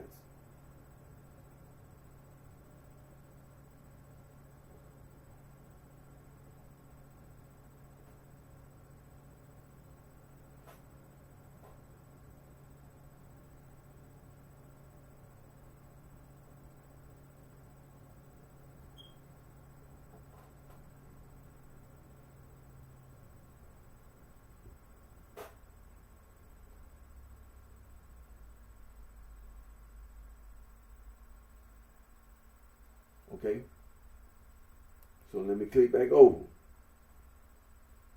to the history. Moral dualism began as a theological belief, period, dualism was first seen implicitly in Egyptian religious beliefs by the contrast, pay attention, of the gods Set, which is disorder and death, and Osiris, order and life. See, there's a contrast. You got two gods. One is disorder and death. And Osiris is order and life.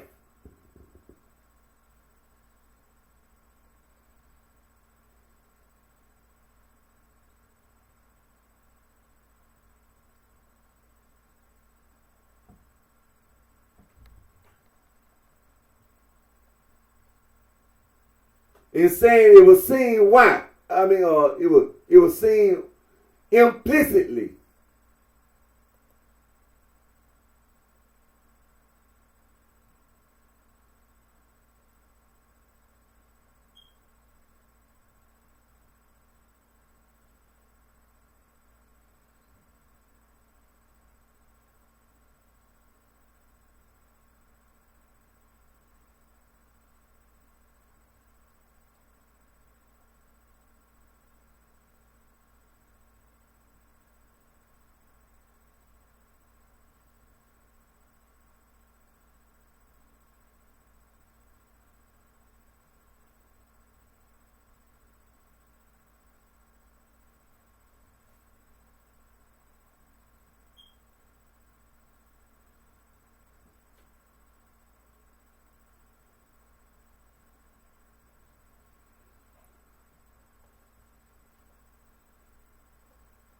When something is implicit,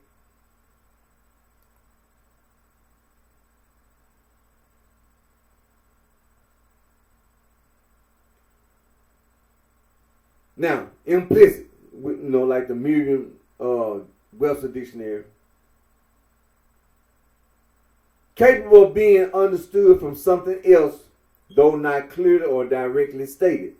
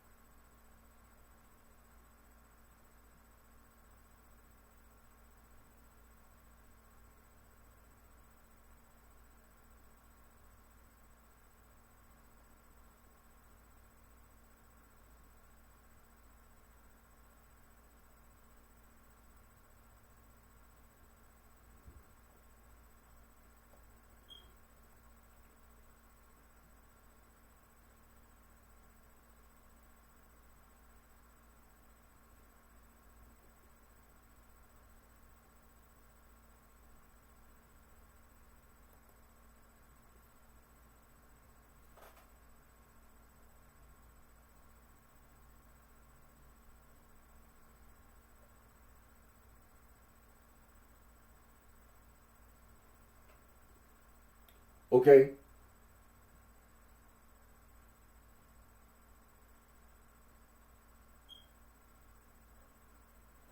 So these two words, as you know, are opposite one another. Implicit and explicit. They opposite each other.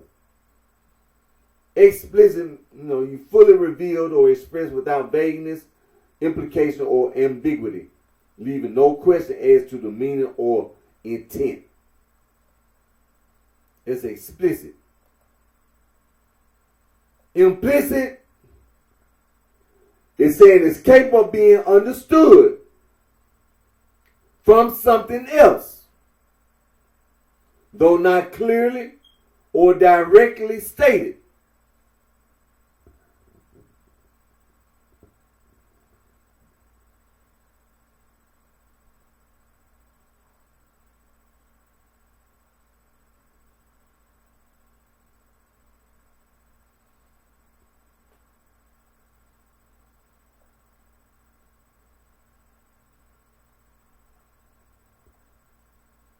Okay, let me So, again, moral dualism, it began as a theological belief. Period.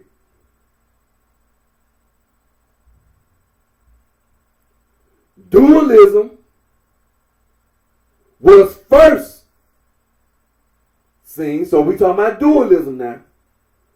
It was first seen implicitly in Egyptian, so they didn't say it. They didn't say it. It wasn't stated. It was implicitly seen. What was seen? Dualism in Egyptian religions, beliefs. How?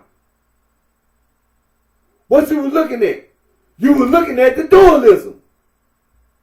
So the dualism, it was seen. It was seen. You can see it. You can see it.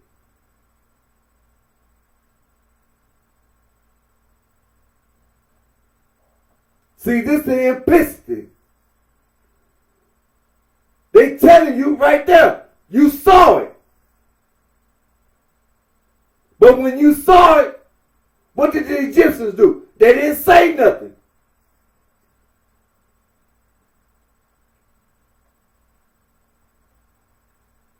Because these were Egyptian religious beliefs with the contrast of gods. Set, disorder and death, and Osiris, order and life. They didn't ever say it. They ain't say it. But what was you seeing? You seen dualism. And again, click it back over. Dualism. Saying dualism is a family of views that propose a fundamental division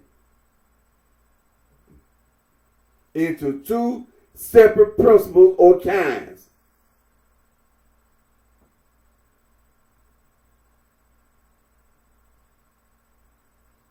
It typically emphasizes a sharp distinction between independent or antagonistic sides, but in a broader sense. And it also includes theories in which the two sides are correlated or complementary.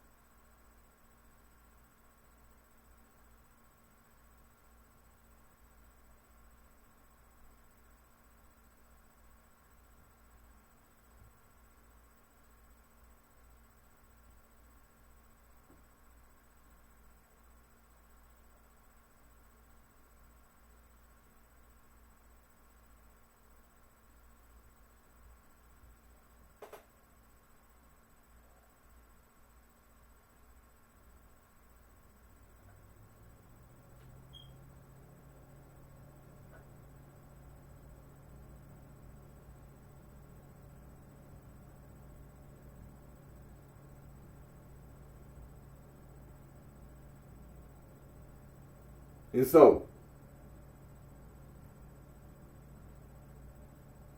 in that history, so the contrast was like they said. It was a moral dualism. You had is either independent or antagonistic. So in this case, you can say antagonistic. You got one talking about disorder and death, and you got the other order in life. You see it.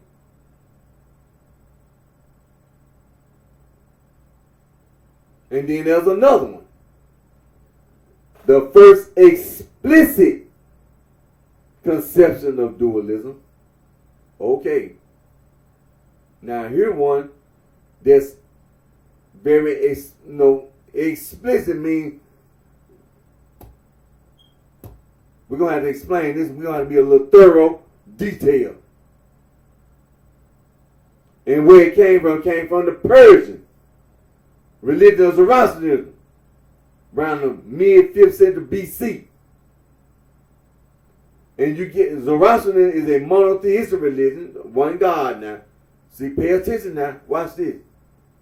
Zoroastrianism is a monotheistic religion that believes that Ahura Mazda is the eternal creator of all good things. And any violation of Ahura Mazda's order, it comes from where? It comes from Druge, which is everything uncreated.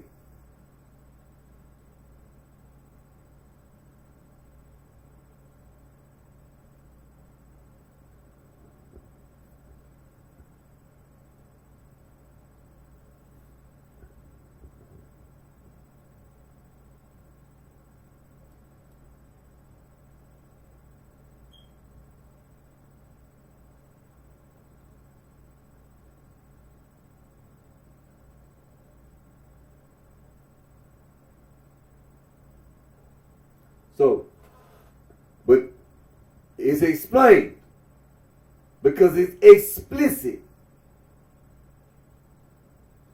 Because see, you got one God.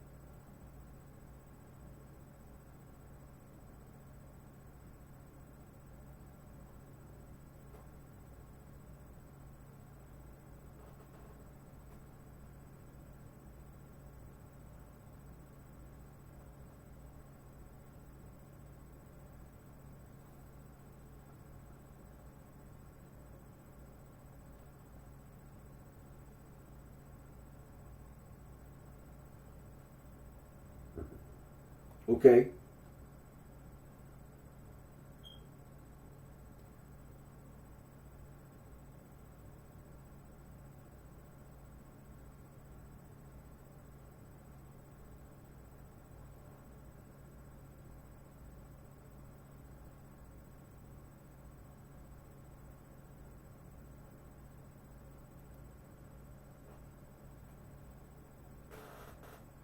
So like I said, that Zoroaster, the first explicit conception of dualism.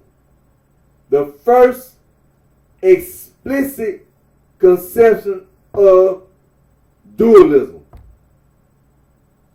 And came from the ancient Persian religion of Zoroastrianism. Now, on the other hand, now we had the first scene implicitly of dualism. So we talking about dualism.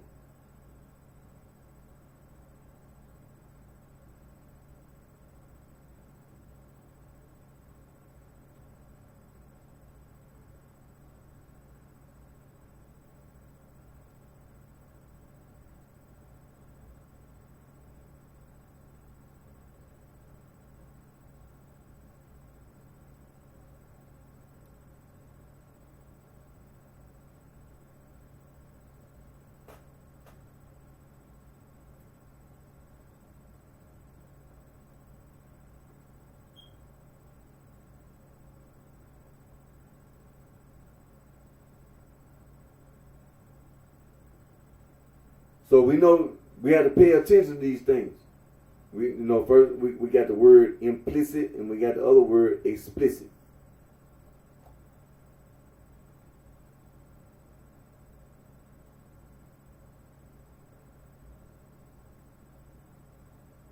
We have to make sure we understand what these words mean.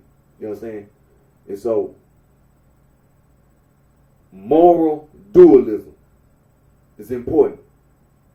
Now, let me scroll down for a minute here. When used with regard to multiple gods, dualism may refer to duotheism, bitheism, or ditheism. Now we just had one. We had one dualism. You had monotheism. You had monotheistic dualism. It was one God, Zoroastrianism. And believed that Ahura Mazda is the eternal creator of all things. And that it was any violation of Ahura order arise from Druze. And, and it was like the creator of all good things, but you had this uncreated. Anything that was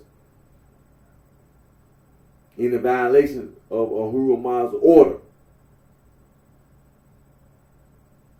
Where it came from Druze, which was everything uncreated. So that's the dualism.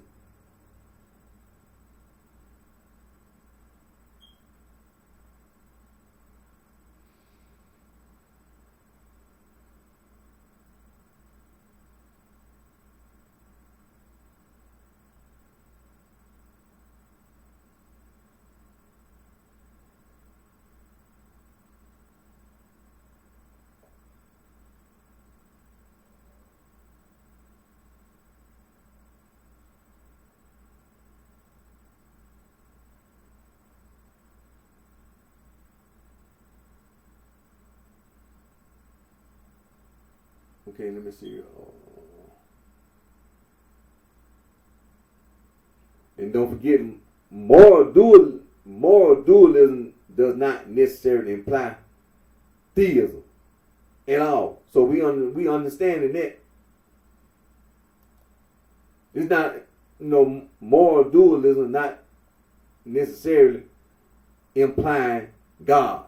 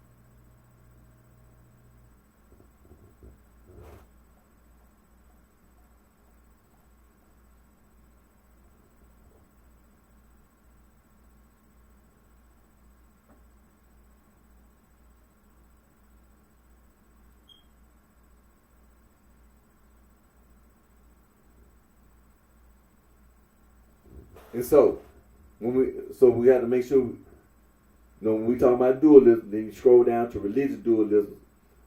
Dualism, when it comes to the moral dualism, ethical or moral dualism, is the view that reality is governed by two antagonistic principles.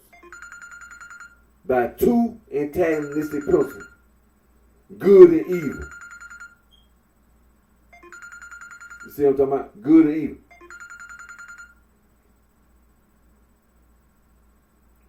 And it holds that the world develops in the form of a struggle as these two forces battle for influence, good and evil. That's the dualism, just like we were talking about Zoroastrianism. Ethical or moral.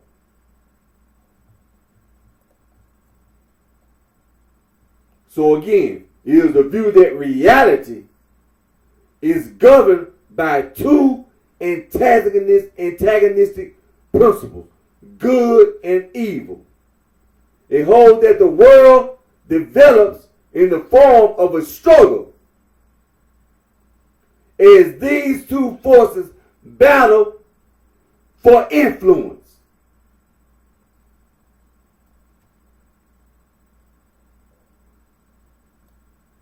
And so, the two forces are either conceived in your mind as impersonal principles or personified as rival deities.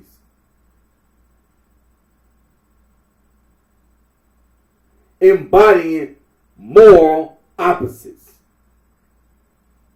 The opposing forces are sometimes assigned to different domains, such as heaven and hell.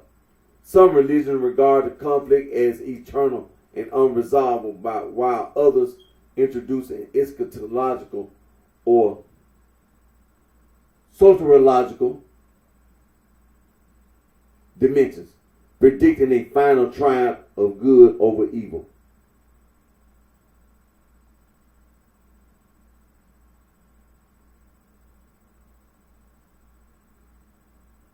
And so here we have another explanation.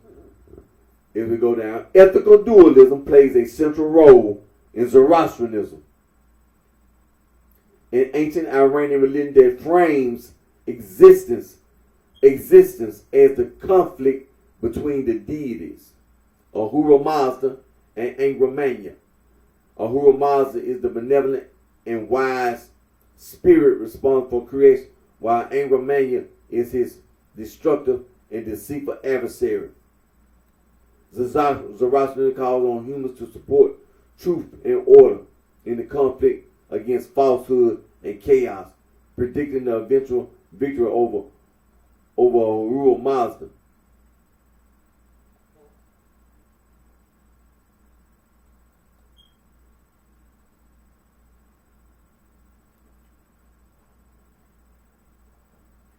And then there was another one,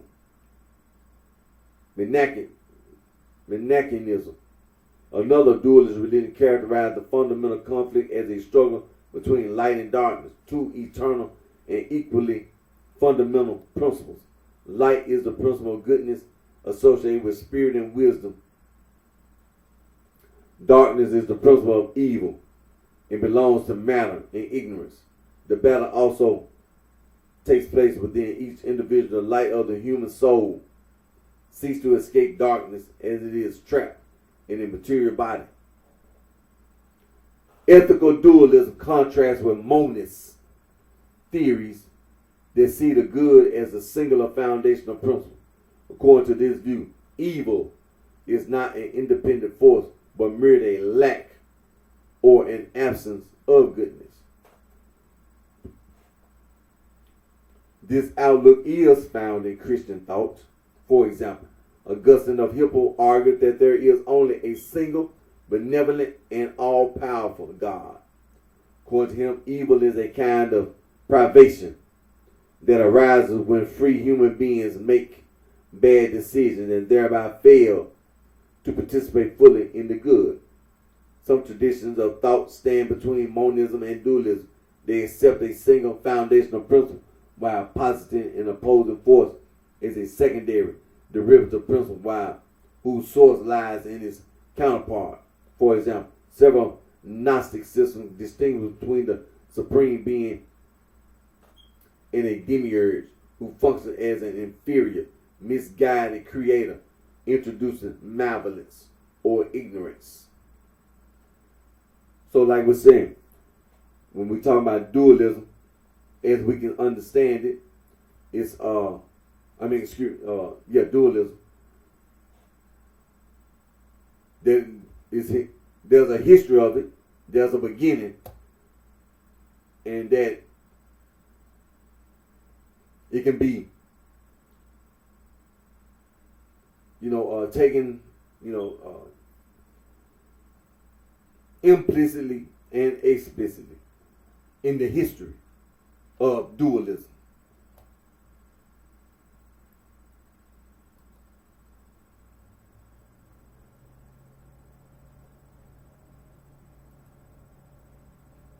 And so,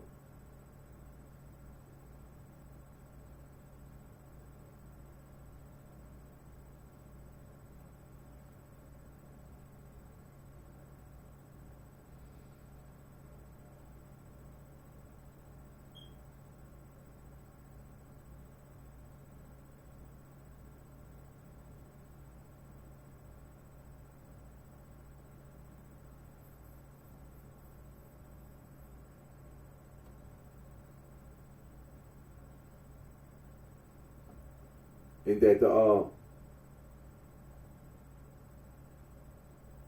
Zoroastrianism,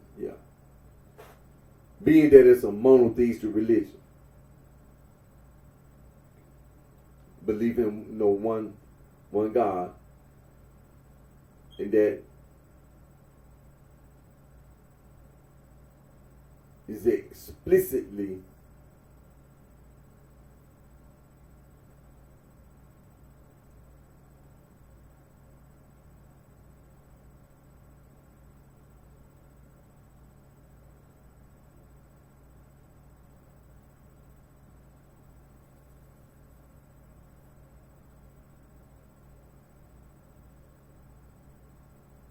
and so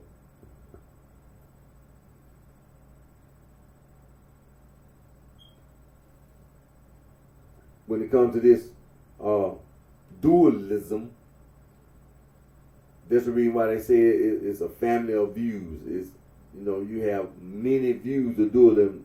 What we talking about is the religious form of dualism. That's the reason why I say dualism by itself, not in front of anything. It was just the dualism.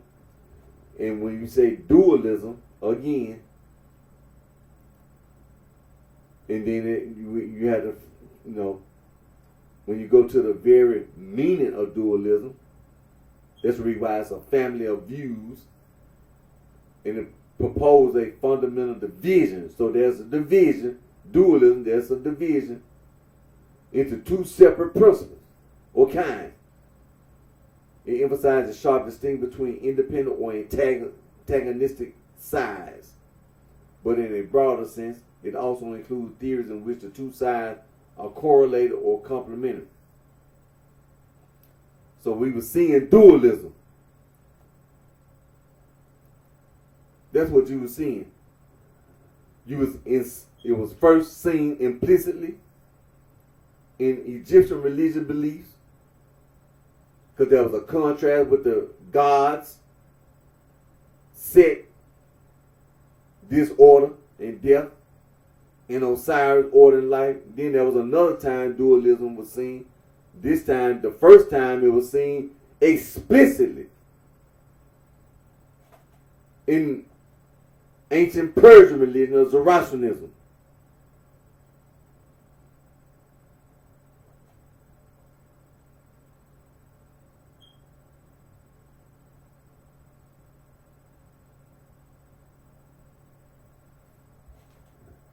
So we have to make sure we understand what we're talking about. Like what we talking about dualism, but and then we talking about dualism in cosmology. There's a history of dualism, moral dualism, being specific, moral dualism, and that type of dualism. It first began. That's what the history of moral dualism began as a theological belief.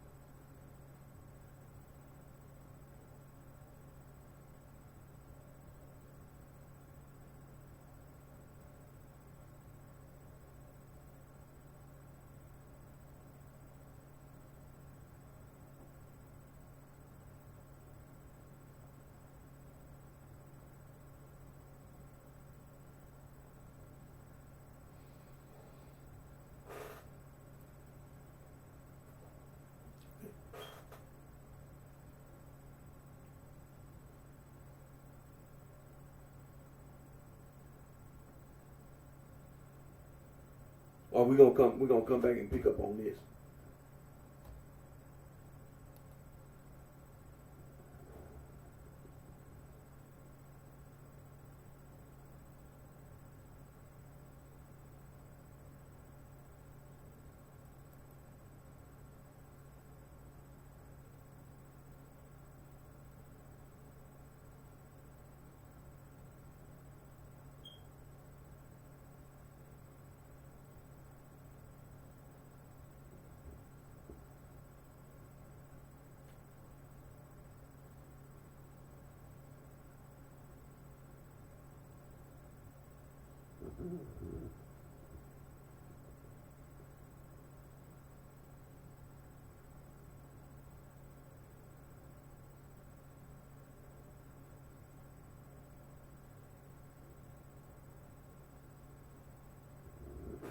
Oh yeah, we'll come back on this.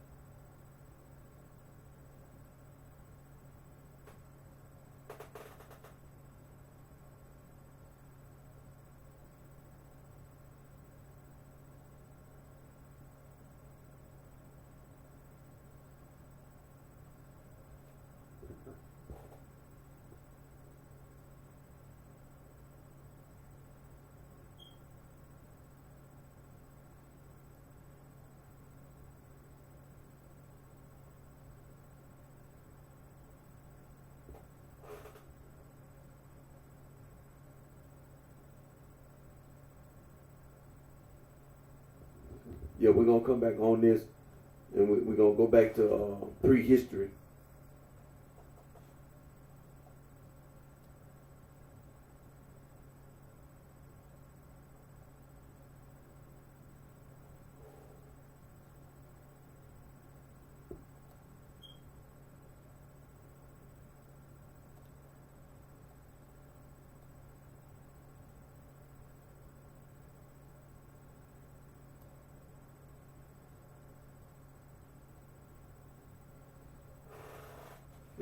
Let me put this out there. Let me put this on here. When we talk about prehistory, when I scroll down the means of research, the main source of information for prehistory is the archaeological record, frequently studied in context with research from other disciplines such as the natural sciences.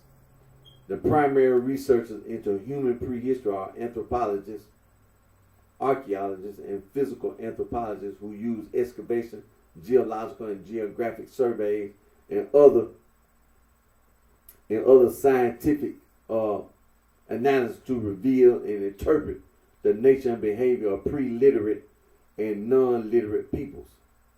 Human population geneticists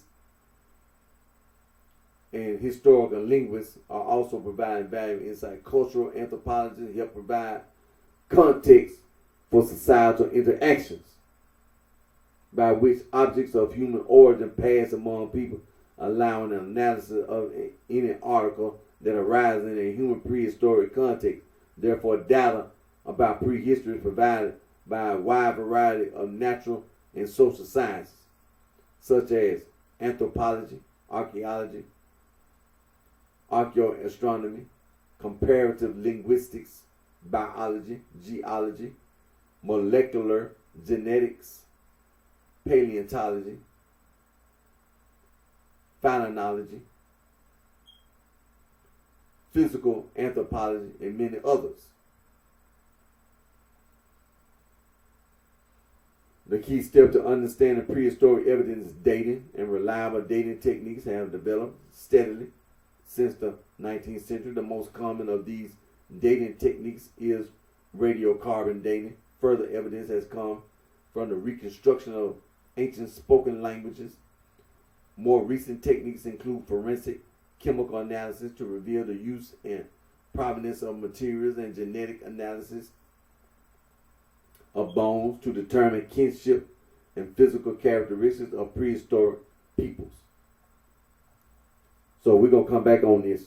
We're gonna get on. We're gonna be back over here on prehistory on my next video. So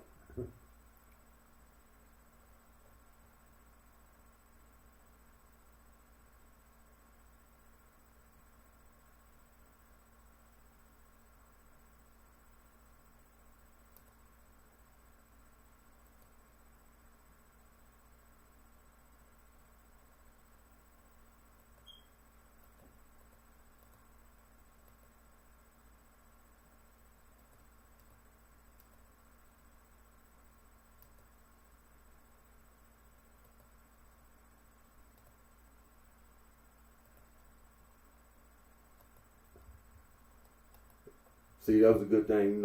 I'm glad we had the opportunity, implicit and explicit. Like I said, though, come back on my next video. We're gonna pick right back up. We're gonna get back to prehistoric religion.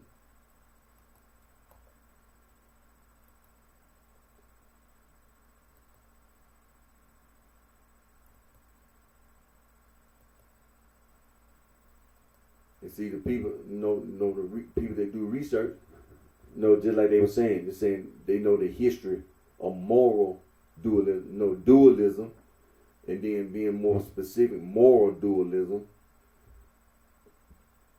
and also being aware of monists and Platonic monists and pluralistic concepts. And so the history of dualism, and being specific, moral dualism, that's important. And so pay attention to those things. Like I said, we're going to come back on my next video. And before I leave, I'm just going to say a few things. Like I've been saying, I'm going to keep saying, because it really is. It's a good thing to have reels, technology. And when you use technology in a positive way, just like we were talking about the scientists and radiocarbon, things of this nature, and how you use inventions, being innovative, and how you use innovation to advance and progress, to improve. And so it's a good thing that we have like a YouTube video, reels, it's a good thing. It really is. It really is. I would watch this. Sometimes things be in front of you, and you might not consider it, but it's just like a YouTube video about Soul Train, and they were talking about nothing bad. It was like they were talking about the Soul Train dance, and I thought that was a good thing, because people have come from different places, and the influence of R&B and soul music and the blues. And so when you see Soul Train been around since the 70s, Don Kennedy, and the influence of R&B, soul, blues. And you can look at fashion. I mean, it's good. See, it's a good thing. There's so many things you can notice, and you can take it and you can build on it, just like fashion. You can say, oh man, look at, it'd be like, man, Soul Train, it was like, because Soul Train ran for like so many years, and you can look at the fashion from this time period to another time period, like every 10 years, every 5 years, you'd be like, oh man, check them shoes out. I know a lot of women would be like, check the hairstyles out. You know what I'm saying? And then a lot of men, they'll do the same. They'll be like, oh man, look at them braids. Oh, I see some Jerry curls. Because they ain't always been Jerry curls. They always been popular. A lot of the Afro. There was a time like during the 70s, the 60s and 70s, and when you watch Soul Train, you be like, man, the men and the women, the Afro was like the thing. It was a thing. It was popular. That was a thing to have. Afro. and then the style, that was the culture. You know what I'm saying? That was the way people dressed and where they presented the afro. Then there was a period of time, the hairstyle began to change, and then the way people, the clothing, the style of clothes. And so when you take a Soul Train, you can look at Soul Train. Of course, you listen to the music. It was R&B and soul and blues. And so the music, because you could hear the instruments, and it was like, man, that's some good music, yeah, man. Every time, and people dance. And when you see people dancing, you'd be like, yeah, man, you know what I'm saying? The popping and the locking and the boogalooing and all that, you know what I'm saying? And the Soul Train line, and it was a YouTube video, you know what I'm saying? It'd be like, hey, yeah, that's cool, yeah, that's, you know what I'm saying? Yeah. And then, as time go on, you start seeing things, begin to change. Not saying there was a change for the better or for the worse. It was just a certain style, just like when you play a bass guitar. The brother Johnson, one of the brothers in there, he was the bass guitar. He had a certain style of playing the bass guitar. I don't mean he was better than any other person that played the bass. He just had his particular style of playing the bass guitar. So that was like, when it comes to music, R&B and soul, people have a certain style. And so a YouTube video, is still, a good thing. It's R&B and soul, blues, is still here today. Despite the fact, individuals tried to steal, a lot of artists, R&B and soul and blues artist music. R&B, soul, blues is still popular today. And it all roots, and it all goes back to ragtime. It all goes back to ragtime, including jazz. Jazz is still popular today.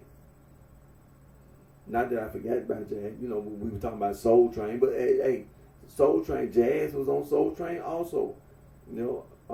Jazz was and is still popular, and it was on Soul Train as well.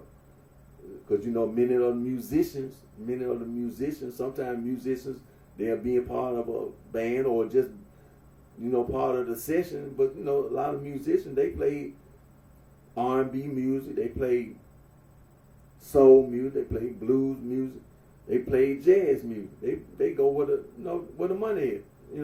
They play. So all that is still popular today. Still, and it's all rooted in ragtime. It's all rooted in ragtime. You had 12-bar blues, 8-bar blues, 16-bar blues, 32-bar form, all that. I'm still working on my harmonica, man. Like I said, my whole schedule and everything changed, and I'm still all mixed up and get caught up in watching TV, and I admit I'm not gonna even try to deny TV watcher and watching TV and watching Peacock and Tubi and whatever else, but I'm still working on becoming better with my harmonica. I just got to get my schedule, because my work schedule completely changed. So they just, changed everything. My work schedule changed. So, but I'm gonna have to just sit down and work my time schedule out and just get me a time where I can practice on my harmonica. Because opportunity, and it's important, man. Just like telling a joke, and opportunity. And I ain't finna let nothing stand in my way. You know what I'm saying? And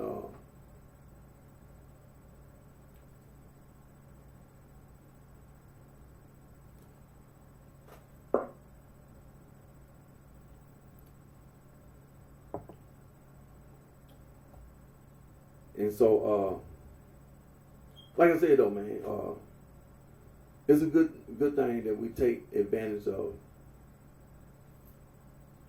technology. You know, using it, you know, using it in a positive way. You know, even though, you know, just like driving a vehicle, it wasn't designed for drunk drivers. You know, it wasn't. When the car manufacturers manufacture automobiles, they weren't manufacturing specifically for somebody who's an impaired driver, been drinking, you know, for their purpose. If that's the case, then maybe they would have took the glass out, because, you know, a drunk driver, you know, get thrown through the windshield and other drivers and all that. But that's the reason why you have a seatbelt. But tell that to a drunk driver, somebody that's drunk, you got to remember to put your seatbelt on. Or somebody that's been using, you know, drugs or something, you know. But YouTube, you know, YouTube is beneficial. You know, it's good. I'm glad but I like the old reels though, man, because, you know, just like Roots Preserve, you know, there's so many, you know, so many of them that I ain't never seen. Then there's so many other things. Then, you know, the good thing about it is that people have the opportunity, you know what I'm saying, to express themselves, you know, to express themselves. And then it's a motivation. It's just like me sitting here and I watch a reel, and then I be like, man, you left something out. Well, that's a motivation for me. You know, do your own reel. You know, if you see somebody talk about, you know, hey, I'll be the first one to admit I get motivated. They start talking about Malcolm X and the next day Islam, and they'll start talking about the Black Hebrew Israelites, and I'll be like, man, I'm motivated, man. I'm like, what was his name? Dr. Malachi E. York. You get motivated. I mess around and see the Baptist church over there. I be like, man, I want to pull the Bible out. Shoot, I got motivated. And started talking about the Baptist church and started talking about the Methodist church. I got motivated. I'm like, well, let me do my reel. You get motivated, you know. Shoot, they started talking about Egypt. They made a reel talking about Egypt, and I'm like, man, what about everybody else? You know, I'm giving my own comment. I'm sitting there looking at the reel. I'm like, okay, well, you spending all this time talking about Egypt. I'm like, okay, you got people that are Nilo-Saharans, and you got people that are Niger Congo. What about that? So I got motivated. Right then and there. I got motivated right then and there. So, but I mean, hey, that's a good thing. Dr. John Henry Clark YouTube video, African spirituality, and all kind of other videos. You know, it'd be all kind of videos, but it's a good thing. See, the more you keep the conversation going, man, it's not really necessarily hurting us. I mean, you know, it's just like, you know, Kwame Ture, you know, hey, all kind of YouTube videos. But I don't get discouraged. Keep the conversation going. Just keep the conversation going. Just go on. Keep going. Because, I mean, you know, it's free speech. And free speech ain't killing us, you know. You know, it's not hurting us. I think it's a good thing, irregardless, for this fact. For so long, we as black / African American were denied education. And anybody who didn't have education, you listen and you see, like, for example, Dr. Malachi York. You can claim you disagree. I don't even know the man what his degree is, not anything personal, but still, don't never say it ain't nothing that you can't learn. Only thing it can be is a motivation for you to go get you some daggone books and start reading and broaden your horizon, enlighten yourself. It ain't always about just trying to disagree and trying to, like you gonna prove Mr. Louis Farrakhan don't know what the fuck he's talking about, and I'm gonna go get the Holy Bible, and he on that tongue calling white people the devils and all that. Well, go get your information. See, this is a good thing about the Black Hebrew Israelite, and about the Nation of Islam, and the Moorshine Temple, and about the Catholic Church. And it's just like we talk. I spend my time talking about prehistoric religion. It don't discourage me. It's just a motivation for me. See, I don't have to spend, when you got all these fields of science, all these branches of science, man, what make you think I'm trying to prove? That's what they do. They done already debunked racism. The United Nations already did that. So you can say whatever you want about the Nation of Islam, the United Nations already debunked racism. Period. The United Nations already debunked racism. Period. Whatever you say about anybody, the United Nations already did that. They already did that. So that's, whatever somebody said or didn't say, the United Nations debunked. They already proved racism is false, wrong. It's already been done. So you ain't got to worry about it. But that's a good thing about YouTube, about a reel. It's just like when I was hearing, I seen the story, and I'm guilty. I don't know why I ain't write that young lady name down, but I was hearing something about Aretha Franklin. Aretha Franklin had won a Grammy. You probably seen the reel. I'm gonna go back because I can always go back to the reel. Aretha Franklin had won a Grammy, but it was another woman that was nominated for the same Grammy. And this lady had been having struggles with heroin addiction. But the messed up thing about it is how it all got started. This young lady, this lady started out when she was like a little kid, a little kid. And she had recorded a song. And it went to number one. She was like 12 or 13. And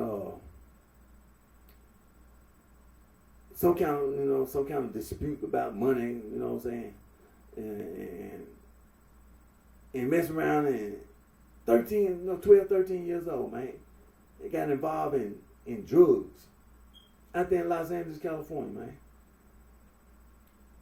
And mess around for a long time, a period in her life, been just having to deal with fighting addiction. That's a dirty, low down thing to do.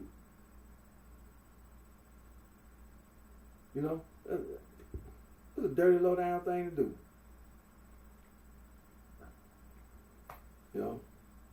But anyway, Aretha Franklin had won a Grammy, and then after she won a Grammy, she like I say, this same lady, she was nominated, in the same category, and she was one of the ones that were nominated for the same Grammy that Aretha Franklin won. Aretha Franklin, after winning the Grammy, she gave the Grammy to that lady, and said that she deserved it. You know what I'm saying? But it was just the idea. I was watching the reel, and I found out about this. And like I said, I found out, watch a reel or something, man. Black History Unfiltered. That's not the only one. Black History X. I can name, man. We can go on and on. But it's a good thing to keep the history of our people. You know what I'm saying? The more people get involved in making reels and talking about us as a people, it's not a bad thing. It's a good thing. It's not a bad thing. It's a good thing. Because for so long, we were denied access to our own history. We didn't have, we didn't have access, to learn or to get education or do anything.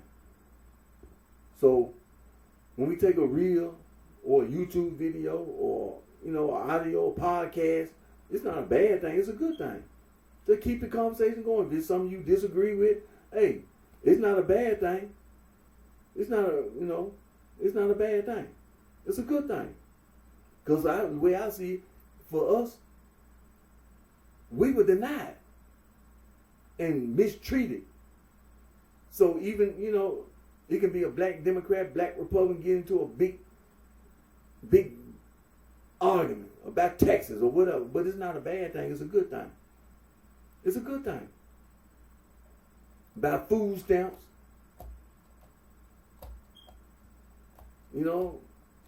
All kind of stuff, man. Oh, no, I'm not trying to be silly, man.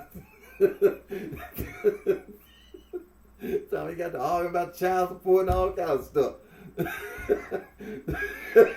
They got to argue. Shoot, like a reality show. They got to argue about the DNA result. They got somebody got is the father, somebody else not. So they got into a big fight. Hey, it's a good thing. But it's a good thing to have technology when you use it in a positive way to uplift people and give people a voice. I see things like when things happen in the community and people want to be heard. If it weren't for a reel or a YouTube video, for so many years, the newspaper found out about Emmett Till, and his mama said she didn't want the casket to be closed, because she wanted the whole world to see what had been done to her child. And if it hadn't been for a camera, if it hadn't been for a TV camera, a photograph, a camera, and then, the funeral and everything, the world would have never had the opportunity to see. And the world was probably still be in the worse shape than it was then.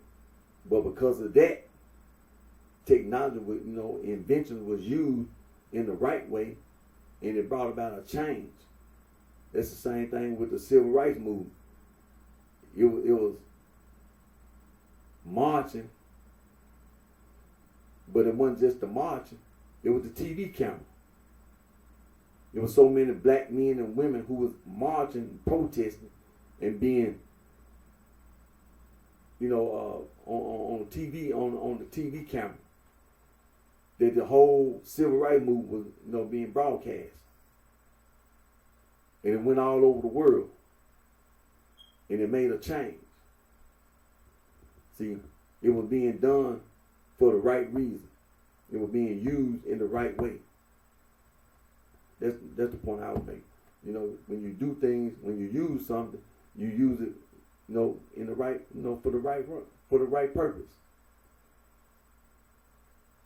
You don't use a car, man, to go rob a bank and then get into a high-speed chase and then cause all kind of mayhem on the street. Cause a big accident on the street and things in there. That's not what the car is designed for. But and then before I leave, I'm saying, I'm glad I had had the opportunity again. Technology being used. See, we sit here and we talk about prehistoric religion. We talk about we spend time talking about implicit and explicit, and we talk about moral dualism and all these different world religions. See, this the good thing about it. See, this the good thing that's being done is when you got access to information. See, this is what I've been saying about Evan Pepperlo Perry being a real man. That's a real man. That's a real man. That's the reason why. See, when you got access to information, That's what I've been saying all the time. You should have took your ass to the library. Shouldn't have had to wait on me to do anything. See, individual was there, but they made the choice, the decision, not to go to the library and get some books. Goddamn, that's what you should have did. See, Evan Pepperlo Perry real. That's how you know. See, when I do what I do, when I do the things I do, That's the love and respect I have for my own mom and dad. Not just my own mom and dad, but when I grew up, I had a relationship with my own grandma and granddad. At least on my mama's side, I had a relationship with my granddad, because by the time I was born on my dad's side, my grandmother had passed away. She had passed away. She had gotten sick, and she had passed away. But my granddad, he was still alive, and he used to come and see. He used to come and visit. So I had a personal relationship with my grandfather on my dad's side, Chester Johnson Sr. I knew my granddad. You know, like I said, he would come and visit from Detroit. Because he was from Mississippi, and him and grandma from Mississippi. But then, you know, like they separated, and she went to Chicago later on, died, you know, moving, and before she died, she was living in Chicago. Granddad, he was living in Detroit, Michigan, up until the day he died. But he was always, when he had the opportunity to come and visit, right here in this same house, he would come and stay right here in this house. But see, that's a personal relationship. See, that's what I was saying about the things that people were doing during that period of time. You talking about you from Mississippi? Hell, that was my grandma and granddad. Even on my mama's side, my grandma and granddad both from Mississippi. All my aunts and uncles, my mama's brothers and sisters. Some of them were born in Mississippi, but by the time grandma and granddad had moved from Mississippi to Memphis, some of them were born, like my mama was born in Memphis. Some of my aunts and uncles were born in Mississippi.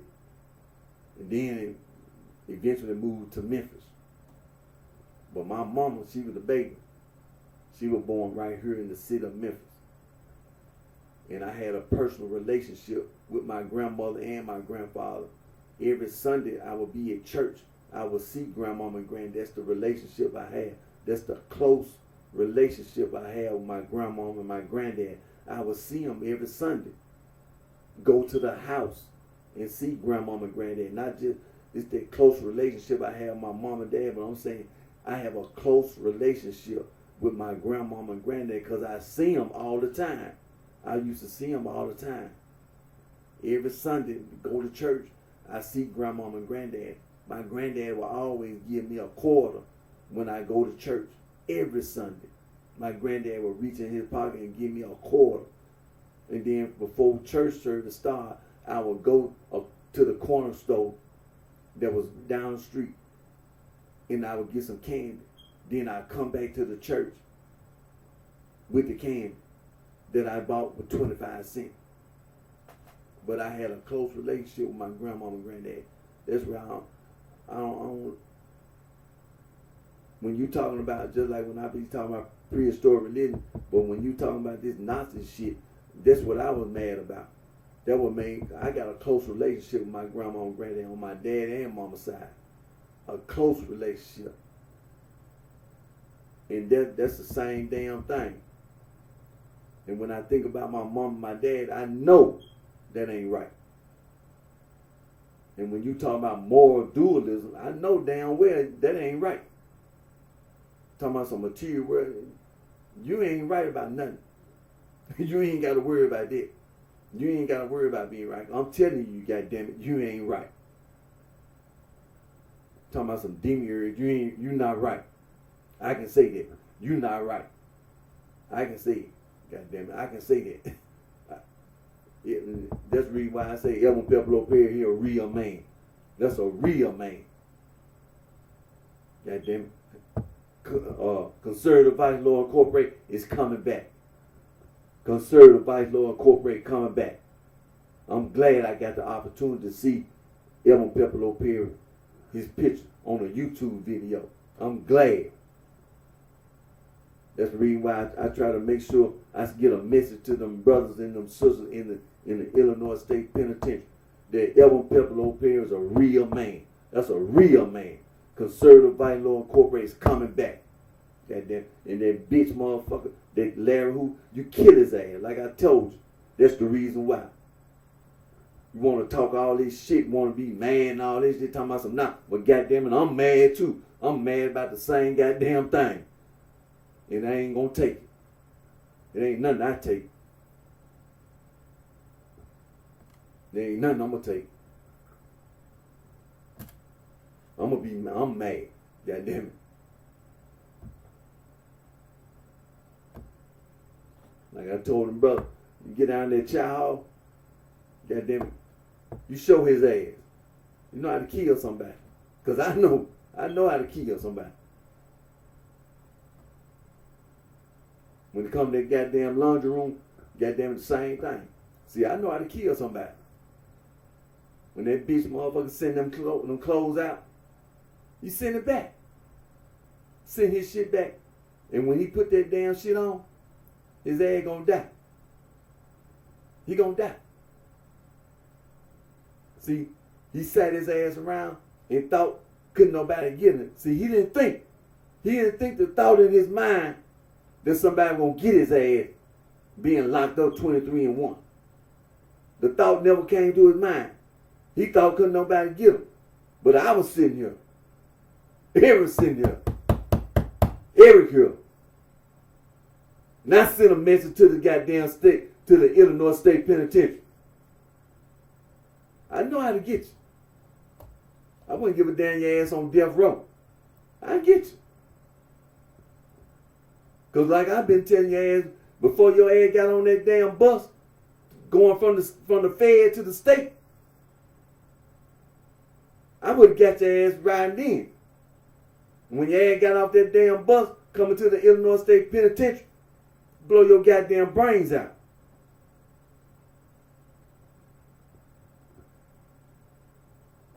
Talking about one of them damn hoes going to the women prison. You think somebody can't get you? You better not think I can't get you. Blow your goddamn brains out.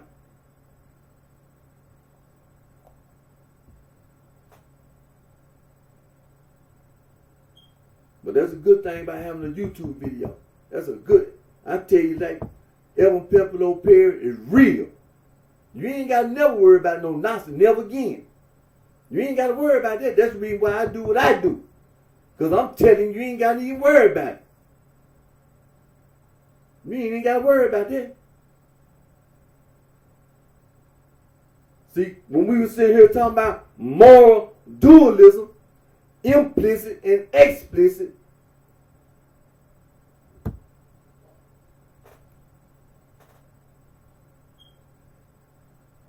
bitheism, ditheism,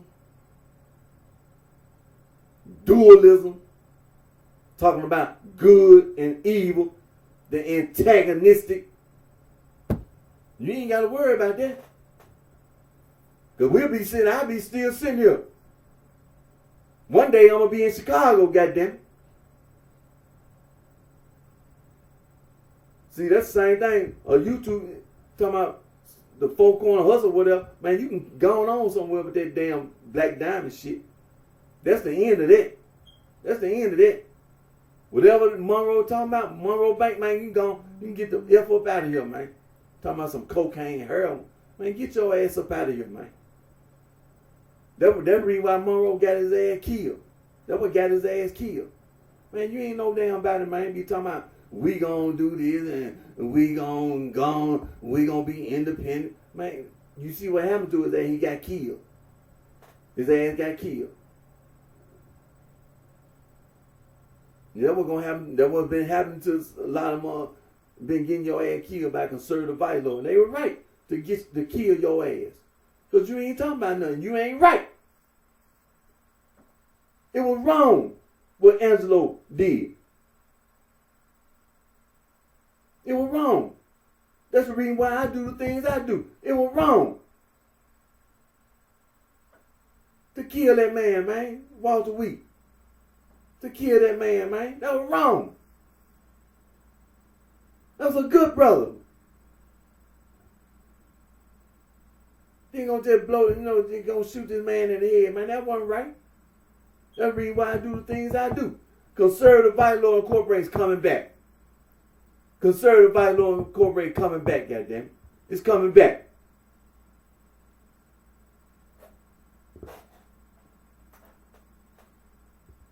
It's coming back.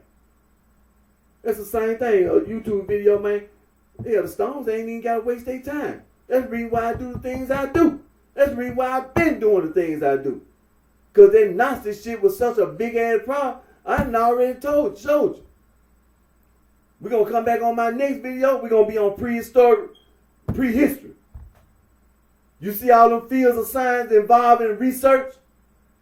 You got to have some mathematics. You got to have math. You got to have a background in math. I'm talking about genetics and everything, man. Hey, this ain't no game, man. This ain't no small operation. This some serious stuff. We talking about coming out of Africa. We talking about the beginning of the planet. We know how old the universe is. All that. And you want to bring up all these different religious groups and friends groups. Hey, we already know how old the universe is. We already know that. Where they get to arguing with hey, you make your real, I make mine. Yeah. And we'll go on from there. We already know how old the universe is. We know how old the universe is. Shoot. But see, that's the thing. Hey, all the Stone, man, Black Prince Stone, you ain't got to worry about that Eugene Harrison. You see, when I be sitting here, man, and we be talking about moral dualism, and you talking about some dualism, talking about some Nazi, I already addressed it. Evan Pepper Perry, real and true. Conservative Vital Incorporated is coming back. It's coming back. You ain't got to worry about no Eugene Harrison. And what's it, little bull. They ain't know what he was talking about, man. They ain't know what they were talking about. Cheap Papa. Hey, they talking about they align themselves with them and Thunder and Rude. What? Look, to get straight to the point, Jeff Ford tried to take the Titanic back. Bills got shot. Hey, just get straight to the point. The Black P Stones out there in California, they ain't got to worry about it. Because that's the reason why I do the things I do. He ain't got to worry about no Eugene Harrison. You see, he didn't know what he was talking about.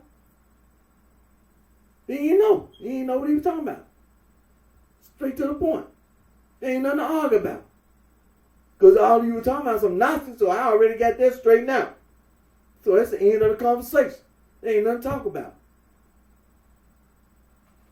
Black Disciple or Mickey Cobra, same thing. There ain't nothing to talk about. There ain't nothing to talk about. But there ain't nothing to talk about. All the conservative vice lord, all the vice lord, there ain't nothing to talk about. Alright, that's the reason why I leave my video. That's the reason why it's a good thing to have a YouTube video, man. It's a good thing.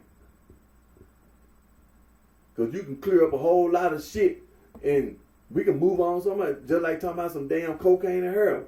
Well, ain't no need of getting yourself thrown in the federal penitentiary for the rest of your life. And then trying to make drug addicts out of any and everybody. Hell, man. You can't make no money like that. Can't nobody make no money like that. Hell, Budweiser, it's only 1%. It's only 1% alcohol in one can of beer. 1% alcohol in one can of beer. So you go to the store and buy a 6-pack. That's 6% alcohol because you got a 6-pack. And then you can buy what they call them. They call it a tall can or a 40 ounce. But the law says it's a certain percentage of alcohol in beer, in wine, and liquor. I think it's only 1%. It's a law. It's a federal law. You cannot sell beer, liquor, wine in the United States of America, U.S. territory. Because if you go over that percentage, it's against the law. But if you stay within that percentage, you can sell as much alcohol you want. It's legal. Now look what's happening. Marijuana becoming legal.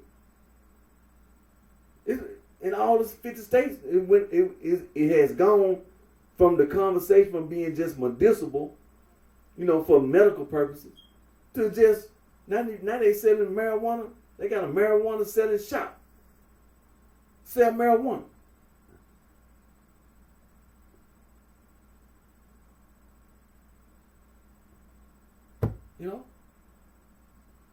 So, that's, your common sense should tell you, you talking about some cocaine, some heroin.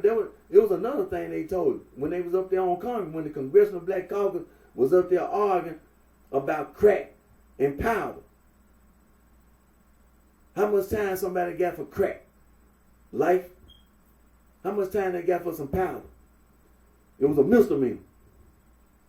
Well, anybody with common sense will see that if they get somebody, throw somebody in jail for a goddamn misdemeanor, and they put somebody in the penitentiary for life, just which one of them goddamn situations you gonna choose? Man, damn that. Anybody with common sense, a smart mother, I'd be like, man, look, you can forget all that life stuff. You ain't gotta say nothing else to me about no damn life. If I can't make parole, I can't make bond, and I try to make some on the side money or whatever, if I try to hustle some, if I try to go over there to the marijuana place and hustle, they got free gambling in Mississippi, and I'm out there at the casino, in the parking lot, shooting craps, in the parking lot, in the casino parking lot, in the bathroom, shooting craps. Then the security guard coming in. What the hell going on up here?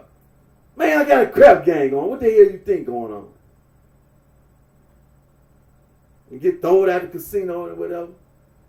Police come over there talking crazy and start a fight over there at the casino. Hey, that's what I did, goddamn it. They probably did a couple of hours in the jail. Got to fighting at the casino. Was at the casino, in the bathroom, shooting craps.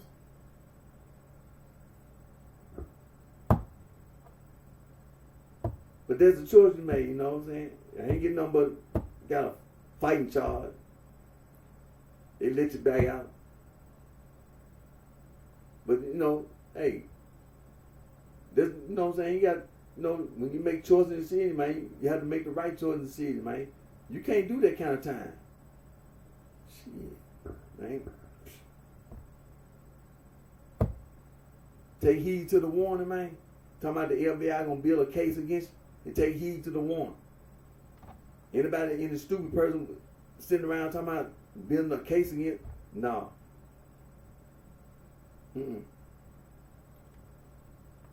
Life plus, no. What time is it, man? I gotta get ready to end today's video. But I just want, what I'm saying, gonna come back on my next video. We're gonna pick right back where we left our prehistoric religion and African traditional religion, traditional African religion, ancient African religion, animism, shamanism. You know what I'm saying?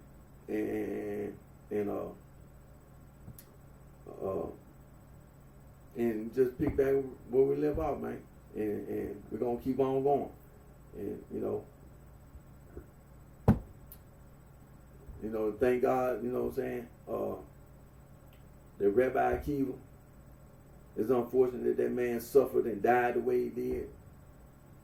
But that's what he believes. See, that's a serious thing. See, this what I've been showing the Vice Lords in Chicago. You got to listen to what's being said and pay attention to what's being done. The polytheists was torturing this man. They told this man not to teach the Torah no more. The Torah, the Jews believe in one God, monotheism, but being tortured by polytheists. Not by the Latins or the Romans. the polytheists. The polytheists. They were torturing the man because of what he believed. He believed in one God. And he was being tortured till he died. But this man stood up for what he believed. And before he died, he recited the Shema Yisrael. O Israel, your Lord is one God. Then that man died. And historical records, man, somebody recorded it. You know? But hey, that's some serious stuff. That's some serious. Hey, I'm telling you this. It's a lot of stuff them damn polytheists have done to other human beings on this planet because they polytheists.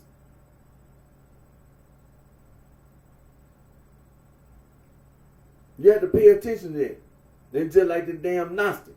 This stuff that damn Gnostic did because of what they believe.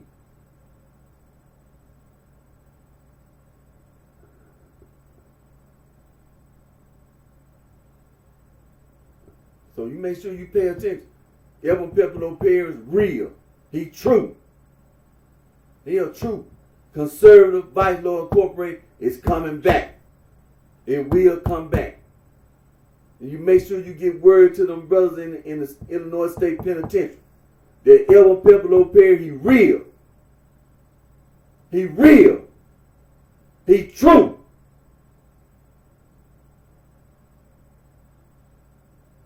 Conservative Vice Lord Incorporated is coming back. It's coming back.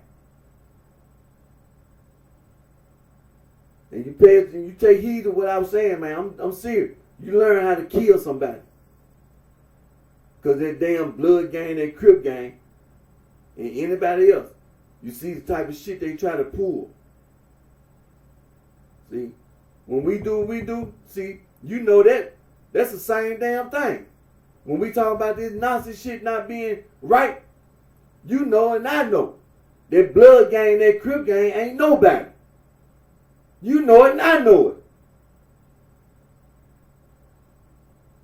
So on the street, you know damn well they ain't supposed to get away. And talking about in the Illinois State Penitentiary, hell no, you ain't supposed to never get away. You know.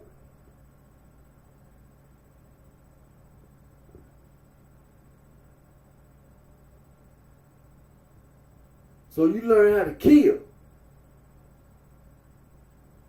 See, I know you ain't know. But that's what I put in your brain. I give you the hint. I put it in your brain. You learn how to kill. Go down that chow hall and kill somebody. And kill Larry Hoover ass. When his ass get ready to eat, goddamn, you kill his ass. All day and night. Every damn time he try to eat, you kill that bitch. The same thing. When he put his goddamn laundry out there to get clean, get his laundry, bring it down there to the laundry, and when you send it back. Don't keep it. Send it back. I'm gonna show his goddamn man I know how to kill somebody.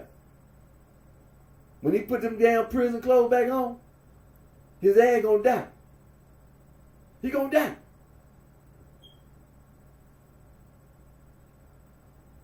See, you got to know how to kill somebody. See, I ain't had a chance before he got in that cell. Before he got in that cell, I ain't had a chance. But hey, put that in your mind. Next time, and when somebody be on that train, I'm going to show you. Hey, if I got to hack that goddamn computer, I got to find somebody. And when your ass think I can't get you, I show your ass. I get you. But see, them things just like flying a drone. Just like a drone. See?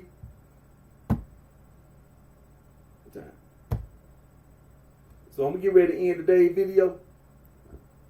But again, my name is Eric D. Johnson, also known by BrightShine. I live right here in the city of Memphis in the county of the state of Tennessee. Thank my family, my support for your continued courage support. And thank my Lord and Savior Jesus Christ, Son of God, for all the blessing that God provides all with. And Pray about these natural disasters. And pray about wars that are being fought. And pray without ceasing. Just continue to pray. And I'm going to come back on my next video. Take care of yourself. We do one of your very best.